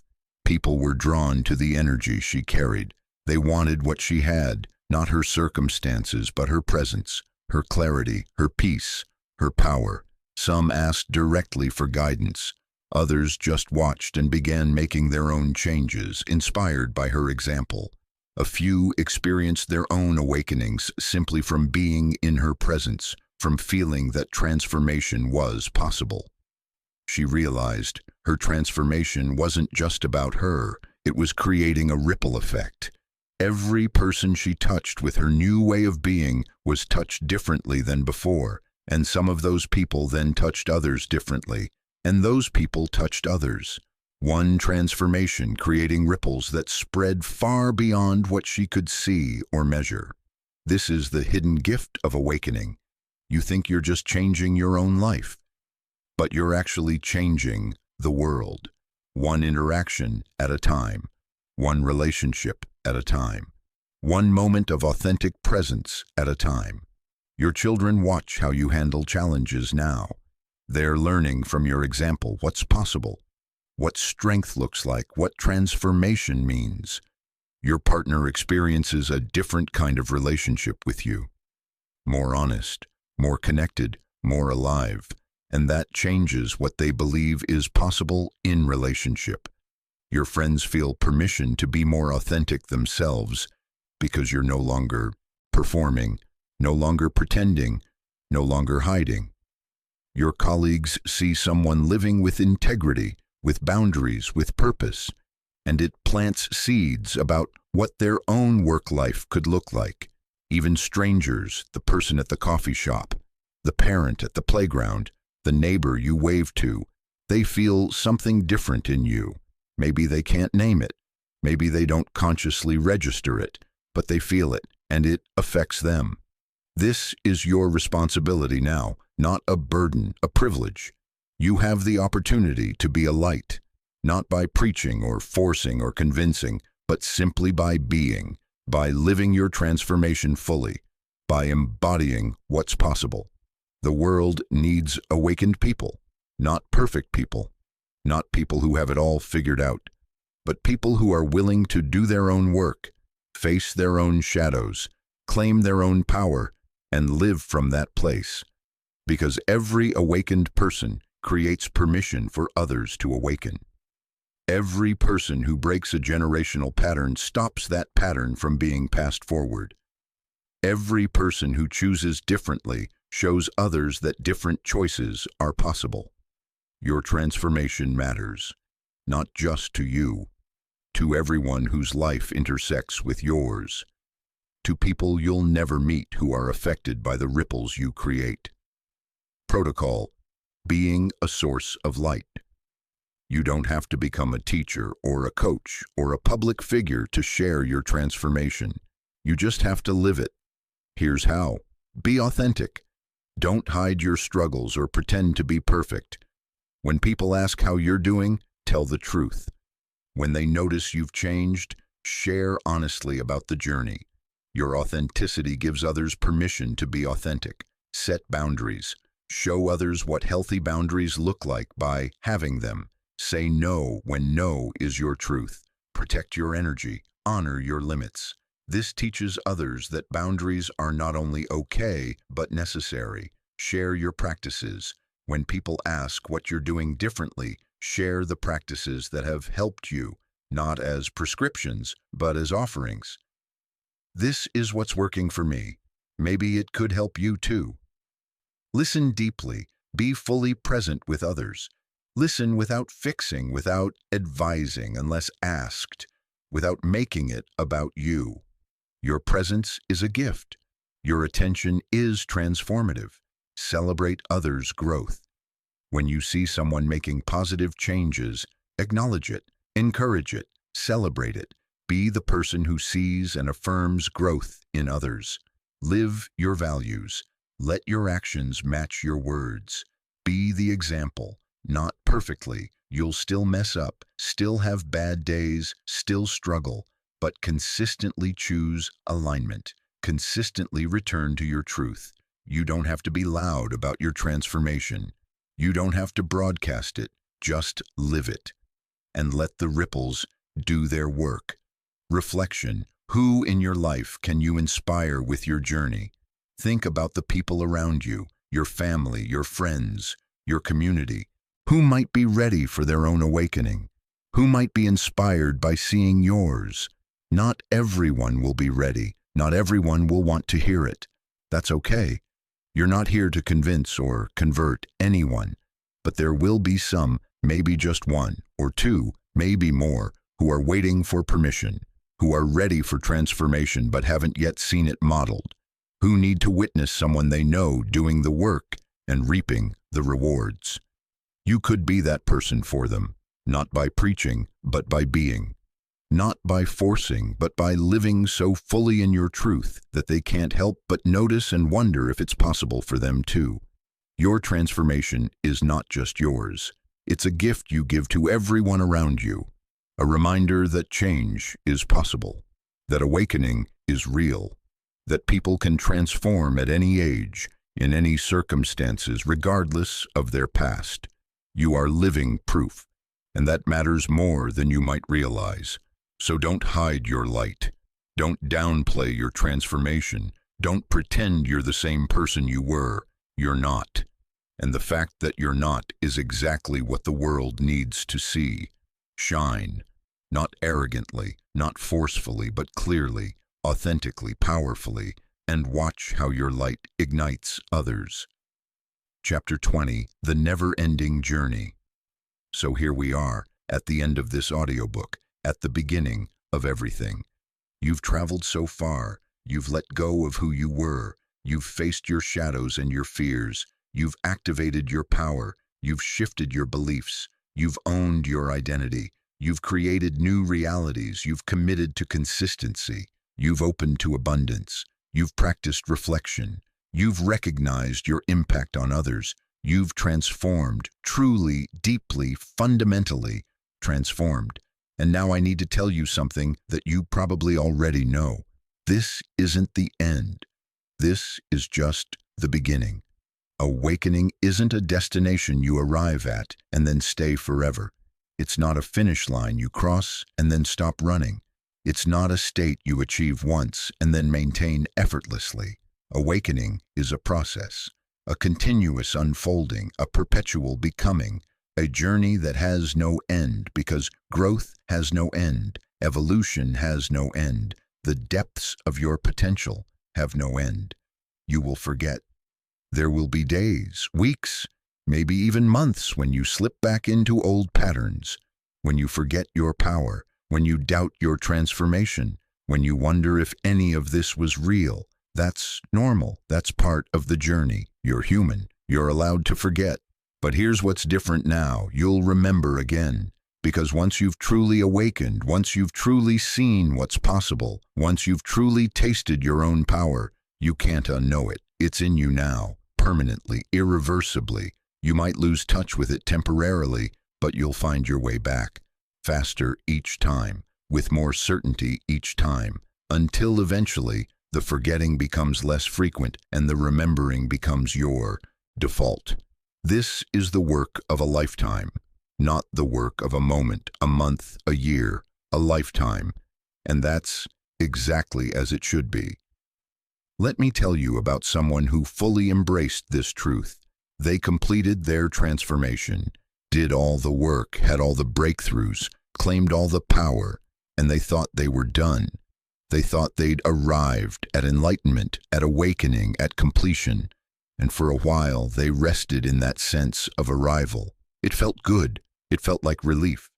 Like they'd finally reached the mountaintop and could just enjoy the view. But then life happened. New challenges arose. New edges appeared. New layers of themselves wanted to be discovered and integrated. And they realized, I'm not done. I'll never be done. And that's not a problem. That's the point. They stopped seeing their ongoing growth as evidence that their transformation wasn't complete. They started seeing it as evidence that transformation is never complete. It's always deepening, always expanding, always evolving. And in that shift, they found freedom. Freedom from the pressure of perfection.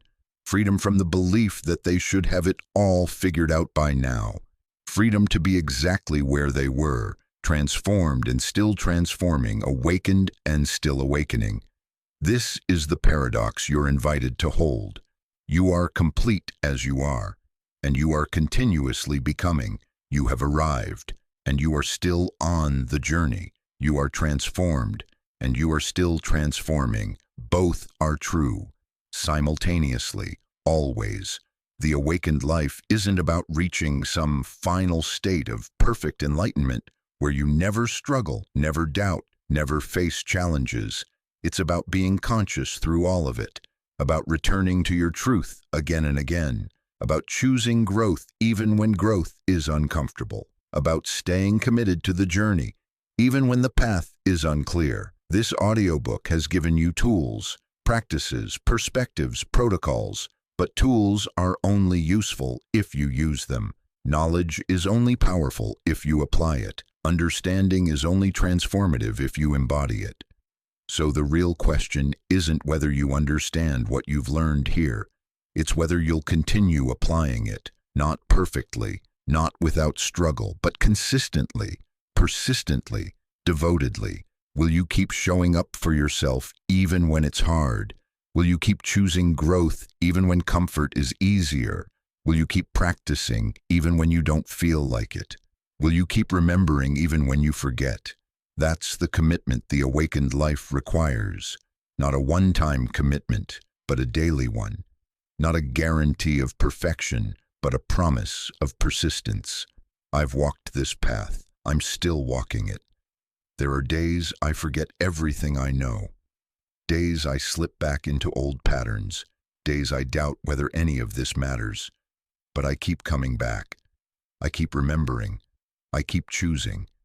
And each time I do, the path becomes a little clearer. The truth becomes a little more obvious. The awakening becomes a little more stable. You have everything you need. You've done the work. You've claimed your power. You've transformed your life. Now just keep going. Keep practicing. Keep growing. Keep awakening. Not because you're broken and need fixing, but because you're alive, and that's what life does. It grows. It evolves. It expands. Protocol: walking the endless path. There's no final protocol because there is no final step. But here's what I want you to carry forward. Return to basics. When you feel lost, return to the foundational practices. The breath, the body, the present moment, the truth. You don't need something new. You need to remember what you already know. Stay curious. Approach your life as a student, not an expert. Ask questions. Notice patterns. Stay open to learning. The moment you think you have it all figured out is the moment you stop growing. Be compassionate. You will mess up. You will forget. You will slip back. Don't make that mean something about your worth or your transformation. Just notice, acknowledge, forgive, and return. Compassion for yourself is essential for the long journey. Find your people. Surround yourself with others who are committed to growth. Not perfect people, but conscious people. People who will remind you of your truth when you forget. People who will walk the path with you. Keep recommitting. You don't commit to the journey once. You commit again and again. Every day is a new choice. Every moment is a new opportunity to align with your truth or not. Choose consciously. Choose wisely. Choose in alignment with the person you've become. Reflection: what will your next step be on this endless path of growth? You've completed this audiobook. You've absorbed these teachings. You've done this work. But the work continues. Not the work of this audiobook specifically, but the work of awakening, of growth, of conscious living. So what's your next step? Not your next big transformation. You don't need that. You've transformed. But your next small step, your next practice, your next commitment, your next evolution. Maybe it's deepening practices you've already started. Maybe it's facing an edge you've been avoiding. Maybe it's sharing your transformation with others who need to see it. Maybe it's simply maintaining what you've built with consistency and devotion. Whatever it is, choose it consciously. Name it clearly. Commit to it fully, because this is your life, your one precious, beautiful, fleeting life. And you get to decide how you live it. You've awakened. You've transformed. You've become someone new. And the journey continues, not as a burden, as an invitation to keep growing, to keep evolving, to keep discovering new depths of your potential, to keep becoming more fully yourself. Welcome to the awakened life. Welcome to the never-ending journey. welcome to who you are and who you're becoming and who you'll continue to become for as long as you walk this earth. The path stretches before you, endless and full of possibility.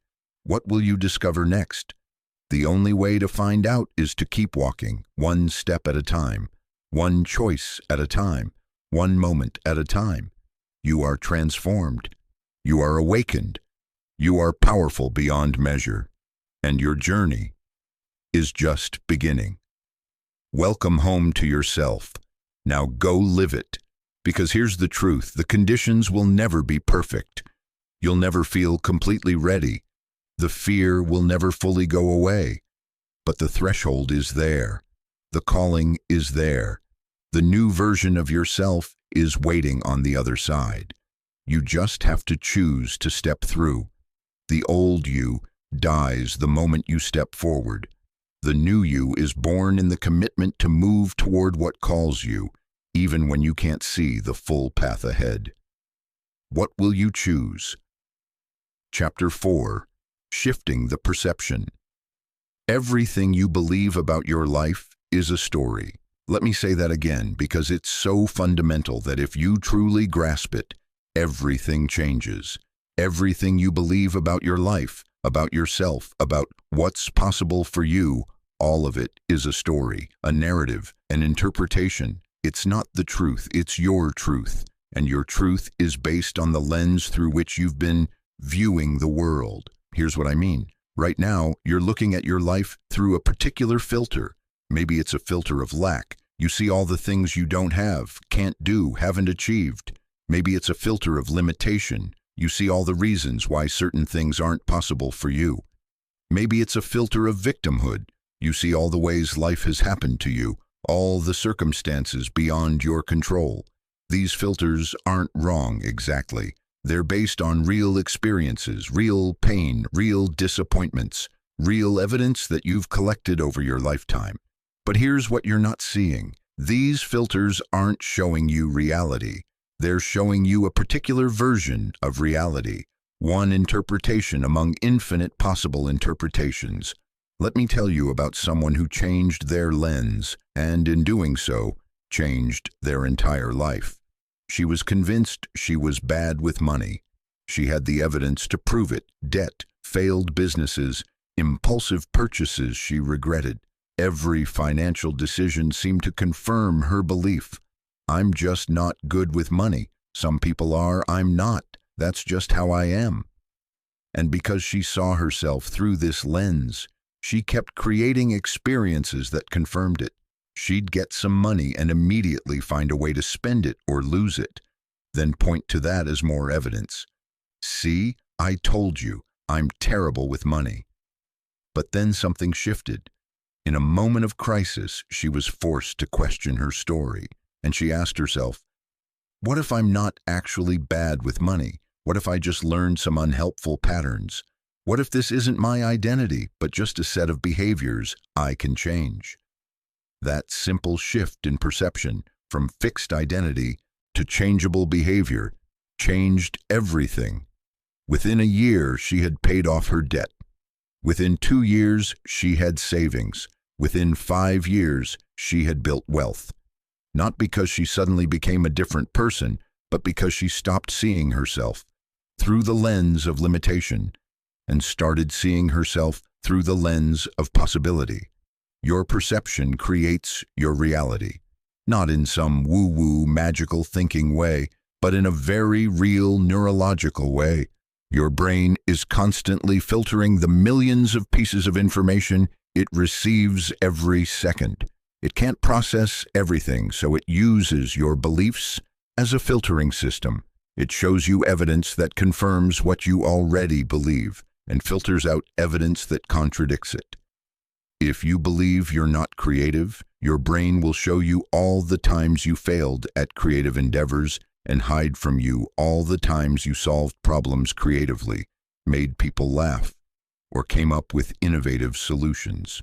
If you believe the world is dangerous, your brain will highlight every threat and miss every kindness, every beauty, every opportunity for connection.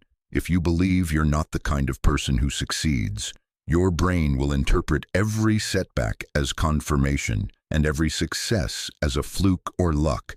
This is called confirmation bias, and it's running your life more than you realize. But here's the extraordinary thing. You can change the filter. You can consciously choose to shift your perception. And when you do, it's like putting on a new pair of glasses. Suddenly you see things that were there all along but invisible to you before. I'm not talking about toxic positivity. I'm not suggesting you ignore real problems or pretend everything is perfect. I'm talking about something far more sophisticated, learning to hold multiple perspectives simultaneously and choosing the one that serves your growth and well-being.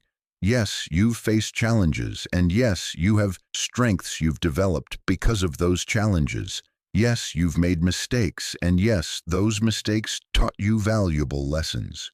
Yes, you're standing in circumstances that have real constraints, and yes, within those constraints, there are choices and possibilities you haven't seen yet. The shift in perception isn't about denying one truth. It's about expanding to include more truths. It's about adding "and" instead of "but." I'm facing real obstacles and I'm resourceful enough to find a way. I've been hurt before and I'm brave enough to stay open. I don't have all the answers and I'm capable of figuring things out. This is the shift that changes everything, because the moment you start seeing yourself and your life through a different lens, you start noticing different possibilities. You start taking different actions. You start creating different results. And those different results then become new evidence that shifts your perception even more. It's a positive feedback loop. Once you tip it in the direction of possibility, it gains momentum. I've watched people shift their perception about their age. I'm too old to start over becomes I have decades of wisdom to bring to this new chapter. Their past, my trauma defines me, becomes my trauma has given me unique strength and empathy. Their circumstances, I'm stuck, becomes I'm gathering energy for my next move. Every single shift in perception opens up new pathways, new choices, new versions of yourself that were always there but invisible through the old lens. Protocol, the perception shift, visualization. I want you to close your eyes and think about one area of your life where you feel stuck, limited, or frustrated. First, notice the story you've been telling yourself about this situation. What's the narrative? Write it down if you need to. Really see the filter you've been using. Now, I want you to imagine taking off those glasses, that lens, and setting them aside. Take a deep breath. Imagine you're looking at the exact same situation, but through a completely different filter. What if this wasn't a problem but an opportunity? What if this wasn't a limitation but an invitation to grow in a new direction? What if this wasn't happening to you but for you? I'm not asking you to believe this new perspective is the truth. I'm asking you to try it on. See what becomes visible when you shift the lens. Notice what feelings come up. Notice what possibilities appear that weren't there before. Notice what actions you might take from this new perspective that you couldn't see from the old one. Reflection. How has your perspective limited your potential? Think about it. What opportunities have you missed because you couldn't see them through your current filter? What versions of yourself have remained dormant because you've been looking at yourself through a lens of limitation? What if the only thing standing between you and the life you want is the way you're perceiving your life right now? The world isn't fixed. Your potential isn't fixed. Your future isn't fixed. But your perception, left unexamined, will keep creating the same patterns, the same results, the same experience of life. It's time to change the lens. It's time to see what's been there all along, waiting for you to notice. When you shift your perception, you don't just see the world differently, you become different. Because perception isn't passive, it's creative, it's generative. It calls forth new versions of reality that match the new way you're seeing. So I ask you again, how has your perspective limited your potential? And more importantly, what becomes possible when you shift it? Chapter 5. Breaking the Chains of Comfort. There's a cage most people live in that has no locks, no guards, no walls they can point to. It's called comfort, and it's the most seductive prison ever invented. Let me describe it for you. Your comfort zone is warm, it's familiar, it's predictable. In your comfort zone, you know what to expect. You know how things work. You know who you are and how to be. There are no surprises, no challenges that stretch you beyond your current capacity, no moments where you might fail or look foolish or feel the sting of uncertainty. Your comfort zone feels safe. That's why you built it. Every time life felt too big, too scary, too uncertain, you contracted a little more. You pulled back. You chose what felt manageable over what felt meaningful. You chose certainty over possibility. And I get it. I really do. The world can be overwhelming. Change is scary. Growth hurts. So you built yourself a little bubble where nothing too bad can happen to you. But here's what you didn't realize. In that bubble where nothing too bad can happen, nothing too good can happen either. Think about every significant moment of growth in your life. Every time you became more capable, more confident, more fully yourself. I'm willing to bet it happened outside your comfort zone. It happened when you were scared but did it anyway. When you faced something uncertain and pushed through. When you risked looking foolish or failing or being rejected. That relationship that changed you? You had to be vulnerable to experience it. That achievement you're proud of? You had to push past doubt to accomplish it. That strength you now have? You developed it by facing challenges that once felt impossible. None of that happened in your comfort zone. It couldn't have, because comfort zones, by definition, don't contain growth. They contain maintenance. They contain the known. They contain the person you already are, doing the things you already know how to do. And there's nothing wrong with that for a while. Rest is important. Recuperation is necessary. We all need moments of ease and familiarity. But when your comfort zone becomes not a temporary refuge, but a permanent residence, that's when it becomes a prison. I've watched brilliant people waste decades in comfort zones. They had dreams, ambitions, callings that tugged at their hearts. But those things existed outside the bubble. They required risk. They demanded growth. They meant facing the possibility of failure or judgment or uncertainty. So these people stayed comfortable. They told themselves they were being responsible, being realistic, being smart. They told themselves someday, when the time was right, when they were more ready, when conditions were better. But that someday never came, because conditions are never perfect. You're never fully ready. The time is never completely right. And meanwhile, year by year, their comfort zones calcified. What started as a temporary retreat became a fortress. The walls got thicker.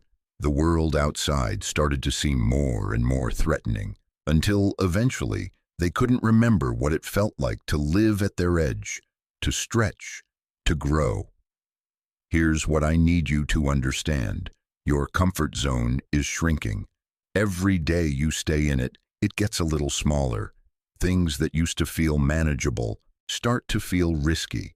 The bubble contracts around you, tighter and tighter, until you can barely move without feeling threatened. This is why old people often seem so resistant to change, not because of age, but because they've spent so many years in their comfort zones that the zones have shrunk to almost nothing. The smallest deviation from routine feels catastrophic, but it doesn't have to be that way. There's another option. You can consciously, consistently expand your comfort zone. And the way you do that is counterintuitive. You have to get uncomfortable, not recklessly, not in ways that truly endanger you, but in ways that stretch you just beyond your current edge. in ways that make your heart beat a little faster, that make you question whether you can do it, that force you to discover capabilities you didn't know you had. Every time you step outside your comfort zone and survive, better yet, thrive, you expand it. That thing that scared you yesterday becomes your new normal, and now you're standing at a new edge, ready to stretch again. This is how people transform, not through massive, dramatic leaps, though those can happen, but through consistent, small acts of courage, through choosing growth over comfort, through being willing to be a beginner again and again and again. I remember when I first started speaking in public, I was terrified. My comfort zone was firmly rooted in the private, the safe, the unseen. The thought of standing in front of people and being seen, being heard, potentially being judged, it was outside my bubble in the most extreme way. But something inside me knew I needed to do it. Not wanted to, needed to. My growth required it. My calling required it. The person I was becoming couldn't exist if I stayed hidden in my comfort zone. So I said yes to a small speaking opportunity. I was shaking the entire time. My voice wavered. I probably looked as terrified as I felt. But I did it, and I survived. And you know what? The next time was slightly less terrifying, and the time after that, slightly less still. Not because the fear went away, but because my comfort zone expanded to include this new capacity. Now, speaking in front of large crowds is part of my normal. It's inside my bubble, but it wasn't always. It became normal only because I was willing to be uncomfortable until it became comfortable. That's the pattern. Discomfort, growth, new normal. Discomfort, growth, new normal. Over and over again, expanding the edges of what's possible for you. But here's the thing, you have to choose it. Comfort doesn't require a choice. Comfort is the default. It's what happens when you don't consciously decide otherwise. Growth requires intention. It requires saying, I'm going to do this thing that scares me, not because I want to feel scared, but because I want to become the person who can do this thing without fear. Protocol, your comfort zone challenge. I want you to identify something specific, something small, but significant, that's just outside your comfort zone right now. Not something that terrifies you, not something that feels impossible, just something that makes you a little nervous, something that would stretch you in a meaningful way. Maybe it's having a difficult conversation you've been avoiding. Maybe it's trying something creative you've been too self-conscious to attempt. Maybe it's going somewhere alone you've always gone with others. Maybe it's saying no when you usually say yes, or yes when you usually say no. Pick one thing. Commit to doing it within the next 7 days. Put it in your calendar. Tell someone about it so there's accountability. And then do it, not perfectly, not without fear, but do it anyway. When you do, notice what happens. Notice that the thing you were afraid of wasn't as catastrophic as your mind predicted. Notice that you're capable of more than you thought. Notice that your comfort zone just expanded. Then do it again with something else. This is how transformation happens, one small act of courage at a time. Reflection. What does your comfort zone look like? Be specific. What are you avoiding? What challenges are you sidestepping? What opportunities are you declining because they feel too uncertain, too risky, too far outside what feels safe? And then ask yourself this, what will happen when you step out of it? Your mind will immediately supply worst-case scenarios, but I want you to also consider the other possibility. What will happen to you if you don't step out of it? What dreams will die untried? What potential will remain dormant? What version of yourself will never emerge because you chose comfort over calling? The chains of comfort feel light at first. They feel like self-care, like wisdom, like responsible living. But over time, they get heavier, they get tighter, until one day you look around and realize you've built a cage so small you can barely breathe. But the beautiful thing, The extraordinary thing, the chains are invisible, which means you can break them anytime you choose. Not with violence, not with self-judgment, but with gentle, persistent courage, with small acts of expansion, with the willingness to be uncomfortable in service of your growth. Your comfort zone has served its purpose. It kept you safe when you needed safety. It gave you rest when you needed rest. But now it's time to break free. The person you're becoming is waiting just outside that bubble, and they can't emerge until you're willing to step out and meet them. Are you ready?